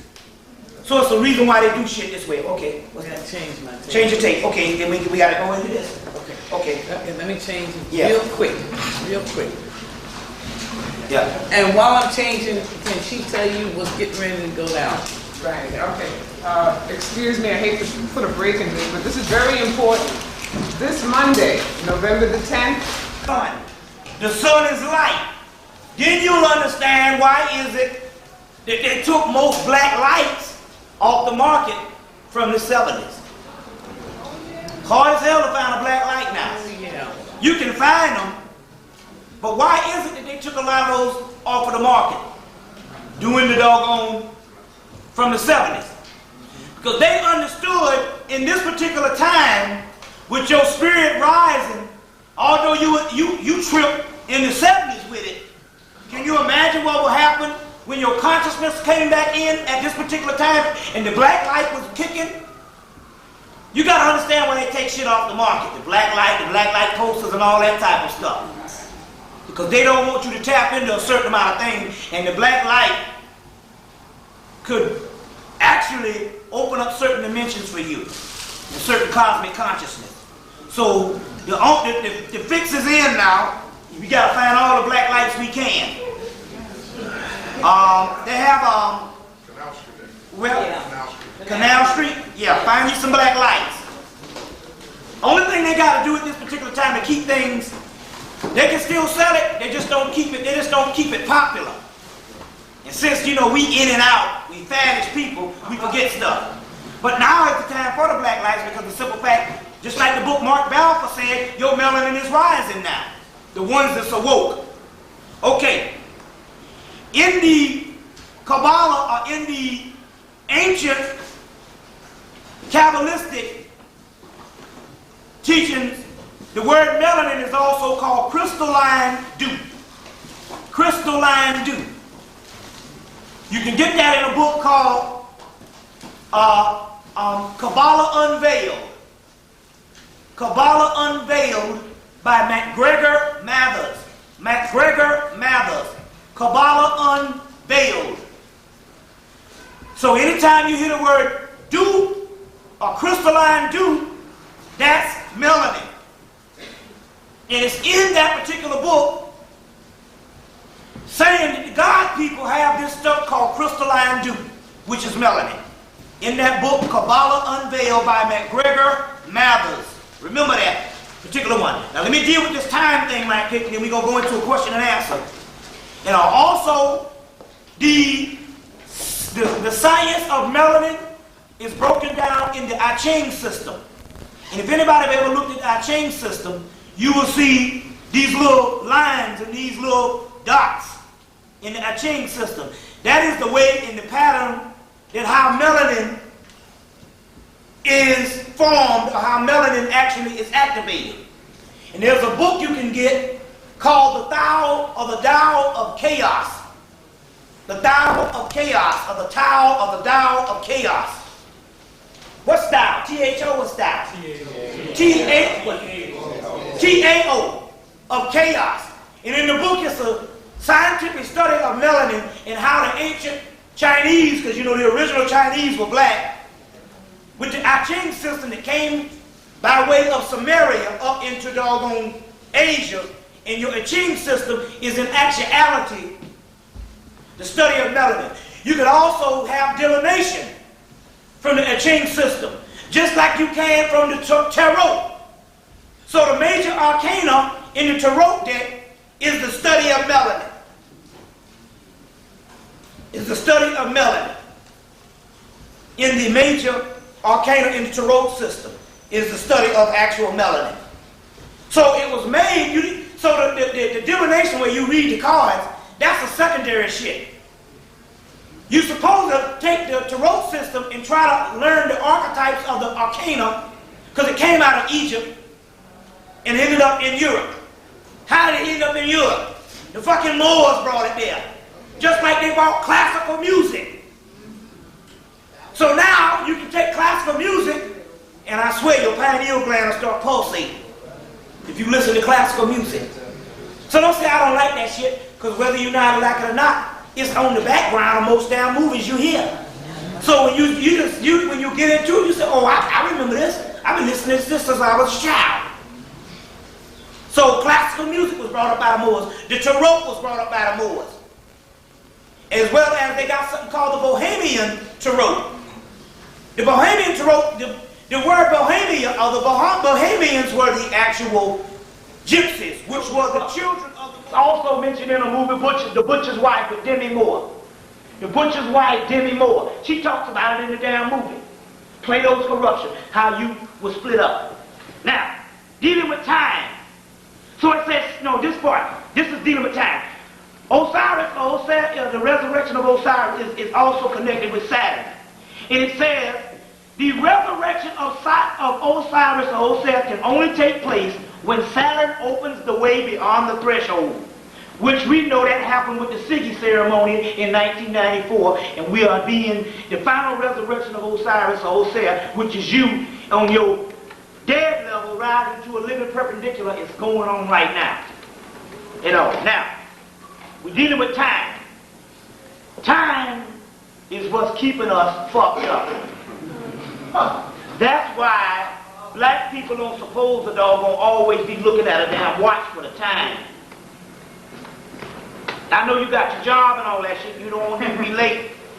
But other than that, you need to not carry your watch as much, other than the job thing, because time is an illusion. The white boy tell you that time is fucked up when he can deal with daylight savings time. And all that shit, he let you know that he's the author of this fucking time. He got you on this time schedule and got you all fucked up. And you rebel against it because your higher self rebel against it. That's why you get to the party late. The Gnostics, which the word Gnostic, which means gene of Isis, or Gnosis, the Gnostics, which means the black race. You still on? Or you gone? Means the black race says, the Gnostics in this earthly time feels crushed by the weight of destiny. subjected to the limitations of servitude of time, of the body, of matter exposed to their temptations and their degradation. So they're saying as long as you're dealing with the time, you are in servitude and slavery if you are black. For the blacks are the Gnostic, this feeling of servitude and inferiority can only be explained by the fall. The mere fact that he or she has or is capable of having such a feeling signifies that man must be intrinsically be or must originally have been something other than what he or she is designed in this world, with experiences as a prison and in exile. So it says, for the mere fact that you feel upset, you want this shit to be over, is the mere fact that there is proof enough that you were designed in this world, or in actuality that you are from another world, for the simple fact that you have heartache and you actually feel crushed by just waiting and going through this hell that you're dealing with at this particular time. Now, it says that originally something then other than in this, excuse me, I gotta slow down. In this particular world, it is almost like a prison and an exile at this particular time. It says this gives rise to the first movement and the revolt and the rejection against time. The Gnostic refuses to accept this world, or black people, refuses to accept this world or himself in his present state. More precisely, he gives rise to the sense of revulsion against time. In the extreme case, to the passionate and striving to negate time. So what this means is, time is received as a process of strangeness and servitude and evil in itself through the situation, which places the individual in misery, care, strife, and sense of being torn from the obstacle and abasement. It is the abode of servitude, exile, oblivion, ignorance, and sleep.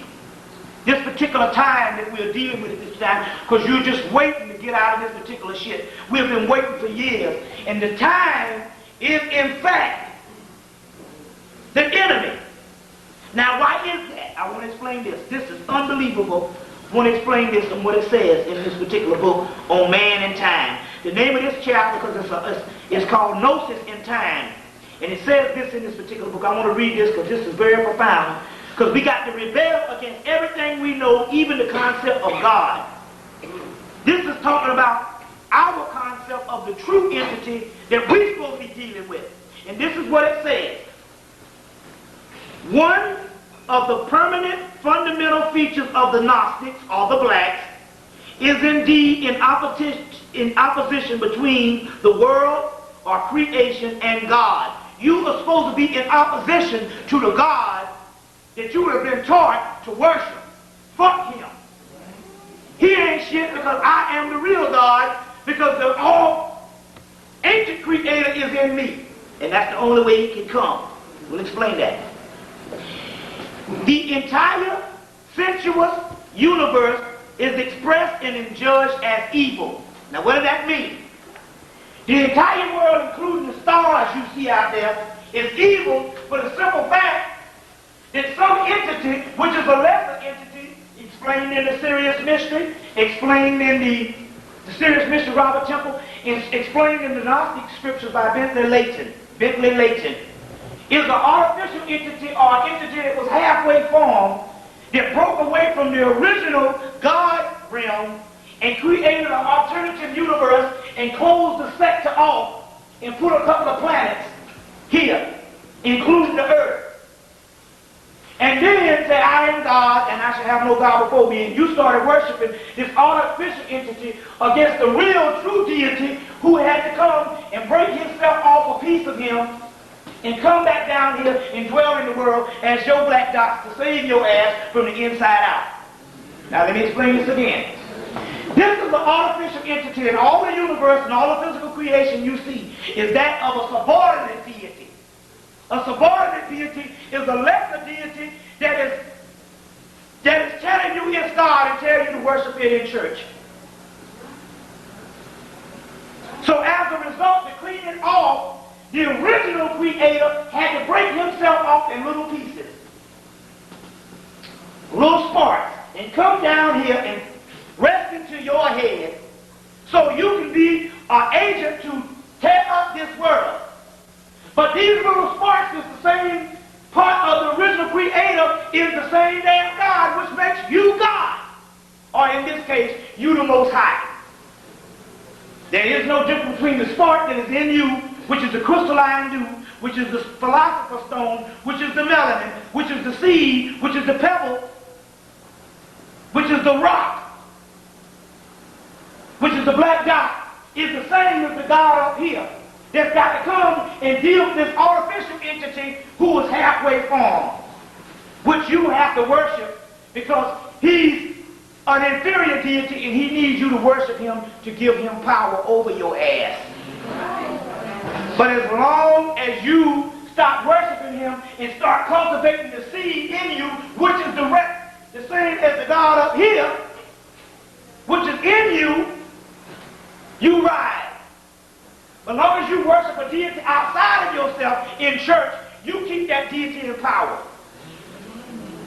Because he's an inferior deity and he needs your energy because the seed inside of you is the seed of the Most High. Same thing, same energy. And he needs your energy to help him keep in power. You getting this? By calling his name. Being obedient to this God, a subordinate deity. So, dealing with this, I want to read this to you because this is profound and we're going to go into a question and answer, but I want to read this to you. It says that man, the real Gnostic, which is the true person that has gnosis, knowing, knowledge, is supposed to be in opposition between this world and this creation, which is a subordinate deity, and against God, which is a subordinate deity. The entire sensuous universe is expressed as judged as evil because it's a closed-off sector and you're not seeing the true universe, which in actuality is not up or down, it's dimensional. It's right around your ass. But he closed you off in a physical body and you can't see shit because you got these two eyes, which is a cheat, in the eyes of the devil. Now, the whole universe is seen as evil. God is not, which is our God. They say that. Our God is not held responsible either for the evil, the evil that is in this world or for the world itself, which is evil. This world is evil. They say in the Sirius mystery, or the pale box if you can get it, that the earth is a part of Ogu's placenta, and Ogu in there is the devil. So it says that the true God, the true deity, is not responsible for this world and this creation, which is evil. So the God that you are dealing with who created this world is the damn devil. It says, is not held responsible or either for the evil in this world or for the world itself, which is evil. He absolutely transcends this world. He has no relation to this world, for any relation would debase him. It would be silly, whatever that means, and purely to make him, in this case, to be, no, let me, I gotta slow down. It says, let me slow down. I want to get this right. For any relation to the world would debase him and enslave him. It would sully, whatever that means, his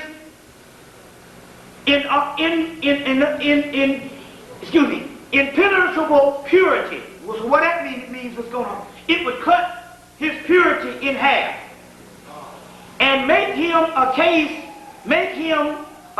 to be God in the supreme sense of the term. Now, God did not produce the world, and he does not rule over it. This particular God that they're talking about, which is the Most High. He does not rule, he didn't produce it, he does not rule over it. He is not known by the world, and of the world, and in the world, which is not his work or his government. If he intervenes in the world, it is to save man from the world, to encompass and escape out of the world, not to accomplish anything whatever through the world. Thus the transcendent God. So what it means is the deity that we're talking about. I have to slow down sometimes to get this shit right. The deity that we're talking about has nothing to do with this particular world. The deity that we have been learning about, that's supposed to be all about this world, is the damn devil, an evil creation. The God we're talking about did not create this world. Only thing he did was he broke himself off a piece to come down here as us to save us. So look to nobody to save you but the goddamn piece that he broke off that's in you, that is this piece. You get it? So that means that the physical brain is the enemy. This is some amazing stuff. It's the enemy. That means that you must go against the order of your original thought in which you are trained to live on this earth. So that means that insanity becomes reality, and reality becomes utterly insane. And you're supposed to be looking at reality as a form of insanity. You got to reverse things to get out of this. If this is the damn jailhouse and a servitude and we're doing time on earth, you just don't know because you was born in the damn prison. And you just, you just trying to get new bedspreads and new toilet seats in a fucking prison, but it's still a prison. So therefore, everything that you have been socialized to function in the prison, you got to throw out the doggone door, and you got to be totally opposite. Because we're not talking about what world religion put down here to sustain this society. We're talking about, at this particular time, the gods of revelation, or the entities of revelation, who has nothing to do with the laws of this shit. We coming in to clean this motherfucker off. And that's what's actually going down at this particular time. So what we're going to do is, we're going to go into a question and answer, because time is not on our side most of the time. We're going to go into a question and answer. You just gotta have it all. Huh? Okay, and that way we can get a good question and answer going, because your answers are actually questions. Your questions are actually answers. So let's get a good question and answer going, and that's really spiritual. What's that, sister? You were going to go into what you said, that our spirits, our souls, are always perfect, and how we behave on this earth, not necessarily. You're going to give us a format of how we should behave on this earth. Okay. Based on the fact that we're perfect, actually, spiritually. This is one of the keys. If we have a physical body, and it's an illusion, the first thing we do is when we come into knowledge, the first thing we ask is, what can we be doing to lift ourselves up? But basically, what we know of as doing is physical. We don't know of another kind of way to do things spiritual. The main way to program the melanin is only one way to do it, and one way only. Thought. So knowledge redeems you by understanding. See, knowledge, the right knowledge, this knowledge that we're dealing with in. When you learn this knowledge, it is something that is totally opposite the way you've been taught. So therefore, the melanin has to go to work to figure out or to understand what the hell is going on. And by it going to work, just to get it to work, means it helps. It's working. So the key is physical thing we can do. See, the first thing we do is when we learn, because I went through all the damn hardship. You know, we get into the diet, we get into the meditation, we get into that. And those things, what those things do is those things prepare the body to receive energy. But energy is not necessarily physical. Energy is also thought. So you can bypass it and get your energy just by using and utilizing the brain. But how do you utilize the brain? By giving it correct knowledge. Energy and light is also knowledge. Anybody saw Doom, the movie Doom? Go check the movie Doom now.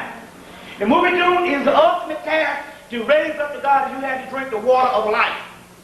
In the Kabbalah, the water of life is wisdom or knowledge. So the knowledge acts as a form of alchemy, or acts as it's the program to program the computer. So basically, you have to understand what kind of knowledge, the right kind of knowledge. Now, the Gnostic scriptures, why I am heavy on that at this particular time, because the Gnostic scriptures, when you see it, you think it's some Christian stuff. But in actuality, it was put down by the Egyptian priests or the Canaanite priests at the temple of Isis. Right before that was the last temple they closed down. So they took all the stuff that was made in metal and changed it into Coptic, and then the Greeks changed it into Greek. And then the Romans came and copied that shit, and that's what you get your Bible from. So what I'm saying is about the Gnostic scripture, which is telling you a new form of nihilism, to rebel against everything around you. So that's what you need to study. So the best one out is a book that gives you different aspects. You want to get Bentley Leighton's scriptures, which is the Gnostic scriptures by Bentley Leighton. But you also want to get what is some commentary. You will need to get a book called The Allure of Gnosticism. The Allure of Gnosticism. Gnosticism is Gnosticism. And the editor is Robert A. Siegel, Sigal.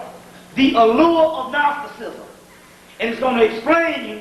And they got a whole section in here on modern nihilism,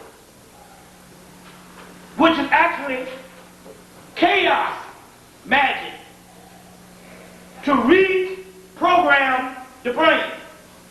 Another book you want to get is a book called Condensed Chaos. Condensed chaos. Chaos is the black dye I just showed you. What is condensed chaos? Melanin, because it's condensed into your brain. So you need to get a book called Condensed Chaos by Phil Hine. H-I-N-E, Phil Hine. And in that book, it's going to tell you how to rebel against all of the lower creation, because you are God and you're trying to get out of this body.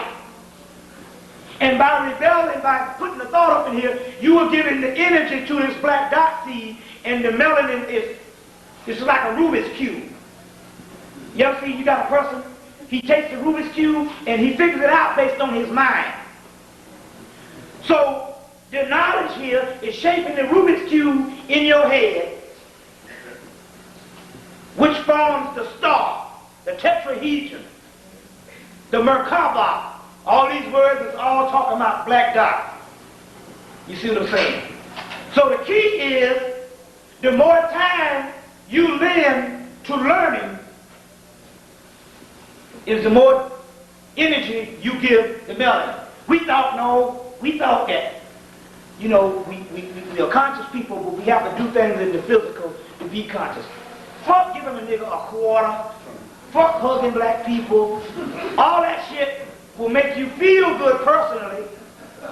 But this is a world that is through. It's finished. You can't change this shit. Let's quit romanticizing that shit. This shit is over.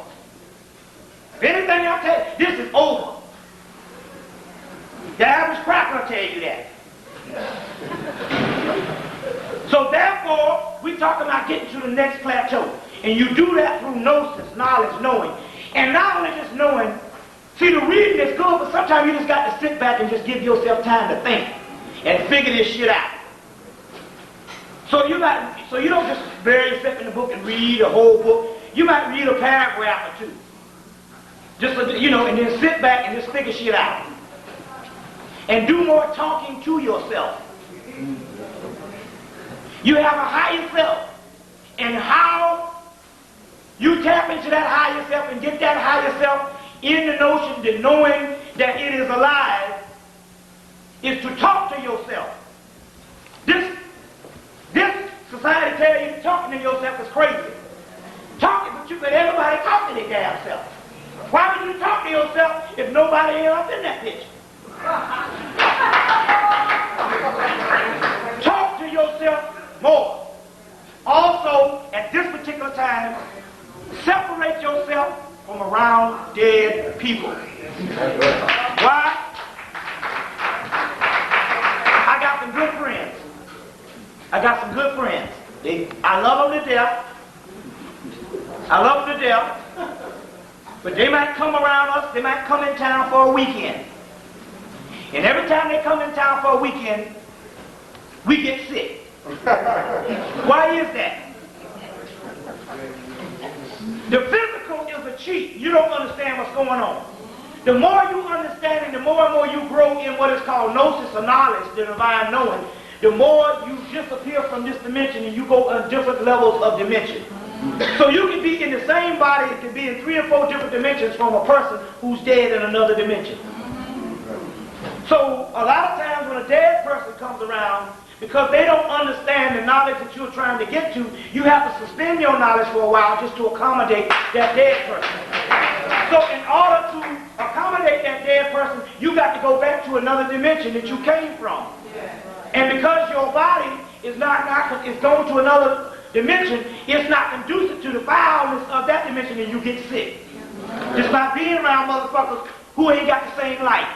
Because that means that you have to shut down your energy to go to that energy. And when you do that shit, you get sick. So every time they come, I catch a cold. I'm like, damn, I was catching a cold in fucking August. How that August? Took vitamin C, took echinacea, shit didn't work. Because the energy, I was in another dimension. It was just like being back in Niggerville with no shoes on, outside at down 30 degrees below. So, separate yourself from those who are not of the same energy. We will get them later. Once we illuminate, we will get them later. But right now, you got a job to do. You can't be fucking around with a dead person, because a dead person keeps you dead. All right. Yeah. First of all, do black people who are cloned have a black dot? And how can you detect the clone? Okay, 2 things. First of all, that's what a clone. The only reason why they would clone you. First of all, they don't fear you enough to just kill you off. The only thing they got to do with black people, the only thing black people want in this country is money. That's it. A good house and all that shit. Most people out here wouldn't even be damn arguing if you paid them off. That's what Australia said. The true beings on this planet will do anything for money, because you've been reduced to that type of animal. So they can pay all the niggas off and kill the Negro problem. And they got enough money a million times over to set every black person here in the world out, chilling in a crib. But it's the melanin that they have to doggone get rid of, transfer of the melanated beings. They feed off the melanin because they can only take the melanin to come out of the body, because once it comes out of the body, it makes a whole nother shape. It turns into a whole nother substance. It's not the same stuff that's in the body. Because melanin, once you take it out of the body, it turns into a whole nother substance. That's the only shit that they can take. They can't take pure melanin, they would die. But the pure melanin in the body, your body is an oven and a cooker, and it cooks this particular melanin up, so therefore they can't live by it, because can't live around you, because it makes them ill. So they have to kill you and take you off the planet. So when they clone you, they just substitute you so they don't have this social unrest of people saying we die and go to war. So they just fool your ass. So the clone doesn't have melanin because it's the original European that don't have melanin. That's what a European was the gene splice in the clone. So it didn't have one. How you protect the clone is irrationality. First of all, you must do this. You have the ability to go back in time just by noticing what a person used to be at a certain time and then notice that person now. And if that person has actually reversed his entire consciousness and is very irrational, he might very well be one. A clone, he might very well be one. If a person learns knowledge and still act like a damn nigger, they might be one, for the simple fact there's no way that you can learn how to be in fucking college and still act like you're in kindergarten. Something's got to happen. That's just not humanly wrong, right? Because I was reading the Matrix 2 book. Yeah. That they cloned some of the presidents and they told you that all you gotta do is look in their eye. Yeah. Yeah. He said that they cloned some of the presidents. I know what you were saying, and all you gotta do is look in the eye because one of the eyes are bigger than the other. Right, exactly. Yeah, that's one detection also too. It's in the what, Matrix. What's that? Matrix 2. Matrix 2. About the eye bigger than the other also too. That's one way also too. It look like zombies. No Adam's apple. Huh? No Adam's apple. No Adam's apple. I mean, there's several things. Right, no Adam's apple. There's several things that's actually happening. Well, one way you have to do it is to do it physically, you're going to always be fooled. Because the physical realm is the lowest level and you can't really get no knowledge from it. The real way to do it is to ask your higher self. And sometimes the higher self will say, no, it's not. So you got to learn how to utilize that type of function. What's that, brother? Yeah. Yes, brother. I would like for you to elucidate the molten sea, and after that, go into the red heifer. The red heifer, the molten sea. Yes. I'm a little ignorant of that one. I ain't afraid to say that. Not unless if you can explain to me, I might know of something that corresponds to that, but the molten sea at this particular time. There is nothing in your body or in the universe that is equal to it in power. It is the equivalent of taking an invisible little bit of it, and you can run the whole world and all the nations. You have it under what you're calling melanin. Okay. But the molten sea is that life form. Okay. That you talk about broke off in the Okay. world, not of the world. So now you can go into Okay. Now I understand. I just know it from another discipline. Right. The so-called Jews were doing with the golden calf and the red heifer, and you know what happened there. But I want you to relate them to it. And then when you tell us again at some other point about this, you will see that you will have triggered the molten sea. That means when we go to sleep, we are rising. Exactly. That illumination, okay? Yeah, I understand exactly what you're talking about. And that goes back, I know the alchemical phase of that, which is the same thing as what I was talking about, that throughout all the melanin, and you have all the compounds, there's one particular compound that is not of every other compound that you can find outside in nature. It's one that's a step above that. You've heard that a teaspoon of it outweighs the world. Exactly. Right? Exactly. And That is what you say that we possess. But how to trigger it into operation, I want to deal with that. Okay, listen. Also, that teaspoon that they talk about, the Dogon also talk about that, the Sirius B. And that's and also in the ancient Egypt it's called technium. Star-like material is the heaviest form in the universe. Exactly. What I'm saying is there are all types of ancient ways that the ancients used to do in practices to trigger. At this particular time, the process that we need is something faster. And what I mean by that is this. And let me explain the process in what I believe is the way to do this. I had a teacher named C. Freeman L., and he used to smoke, drink, fucking beer,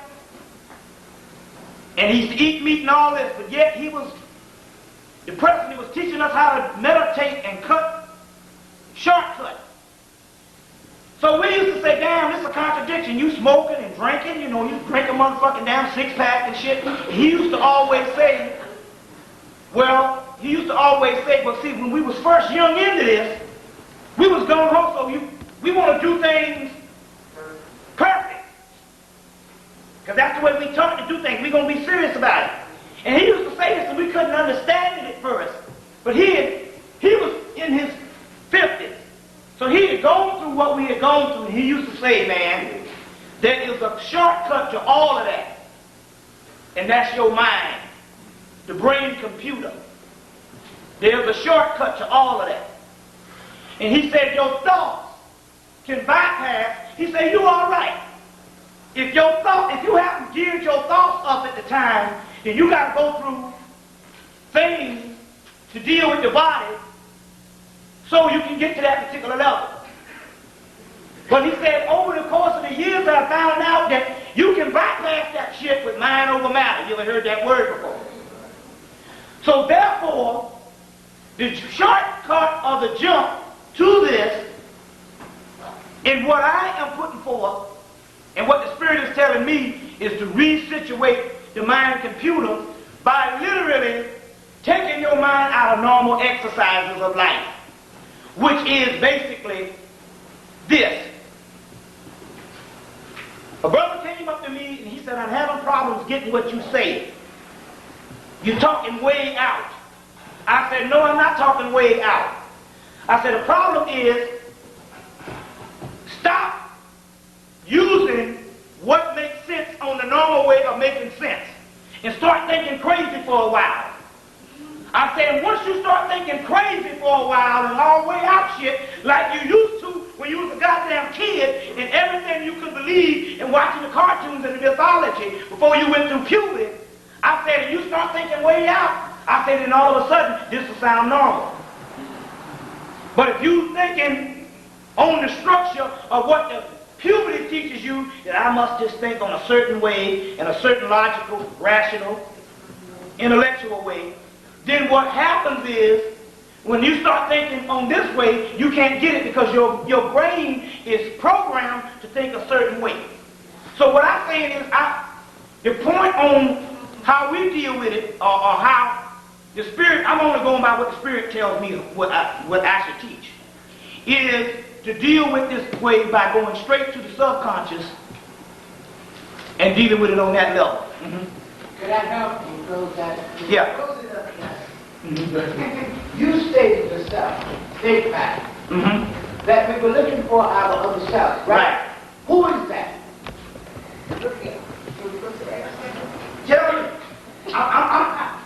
Your other self is feminine, is it not? Right. You also said that they created themselves, did you not? Right. When they were combined, it was the hermaphroditic period. You remember?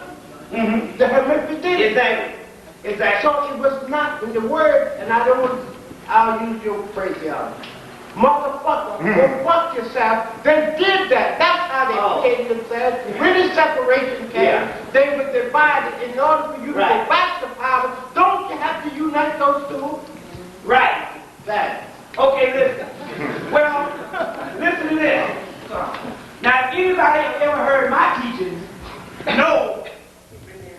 if anybody heard my teachings over the last 100 lectures, that's all I've been doing for the last 5 years. Anybody heard my teachings? Have known that the feminine principle of the Holy Shekinah, hell, we talked about that last night. That stage has already been set. I understand where you're coming from. Okay. Yeah, I understand where you're coming from. And that's a check and balance, and I appreciate that. But that's for some other scholar out here. Because that sure ain't attributed to me. Because if there's anybody who has put the Godhead on a certain level, I'm the one. Right? And the devil defending them images just last night. And that's also a part of it also too. And the point what I'm dealing with this particular time, is I'm looking at most of the faces, is like for real. reassuring people that I've been dealing with coming to New York, and like we said at this particular time, we ain't got time for the people that don't understand, and we got to go back to kindergarten. But you are exactly right about that. That is a phase of it, but I'm not the person that's guilty of keeping it on what's called on that particular level. Yeah, Bobby, maybe, and we love you so much. Last question. Bobby, maybe when you speak about God, maybe if you use she, you know, people will have some more awareness instead of thinking it in terms of the way we've been conditioned to think about God. We know that you have brought that feminine principle. Still yet, don't just look at this as the first time I'm speaking. Still yet, I'm still not guilty of that. Right. See, I don't know who you talk. You must be talking about somebody else. You can't be talking about me. Because that's not my history of lecturing. But the first thing I start off with in all my lectures, go back and you just got to go back and study the old stuff, is talking about that spirit itself is a feminine element in the whole thing. So that, I don't know who you're talking about. And I understand that most people come before you, and maybe you need to deal with them niggas. That ain't got nothing to do with me. You know. What's that? The soul has no gender also. We need to hide it. Right. Yeah, it doesn't have an agenda, but this is what it is. But we got to understand this particular part too. If you study the goddess, you will find, see, before you had the triple goddess is the ultimate element. When you study the goddess, you will find out that what you call masculine is only the aggressive half of the feminine. So it's the gender thing is when we look at it on this physical. You see what I'm saying? On this physical. We're still talking about the oneness. And that oneness that we're talking about of the all-creator is, for the lack of a better word, a feminine principle. That's why even when they talk about, even in the Bible with the Shekinah, or the Kabbalah of the Shekinah, they say that you actually have two. The Shekinah or the Shechem in Egypt, or the Mayak principle, is that everything has to wait on balancing out through the whole cooking machine, which is the feminine principle, which is the feminine face of God. What's that, sister? In Egypt, there was a temple called the Parthenon. And in science, they have a principle called parthenogenesis. And it means self-generation without the male principle. Right. Translated in many religious cultures as the virgin birth. Right. So that there was in Egypt a ritual that was done in the Parthenon by women, Right. who could create without a mate. Yeah. They can do that in Tibet. They can do that in Tibet, or the cycle of the sun, which sperm is solar-static energy. That's all it is. It's liquid. Sophia. Solar-static energy, which is liquid sun. So if the woman's body only needs the solar-static energy, it don't even need the liquid sun that comes through the sperm at certain right capacities, even in Tibet. They can have children. They can get pregnant by the sun at a certain cycle or a certain right capacity. They can get pregnant by the sun.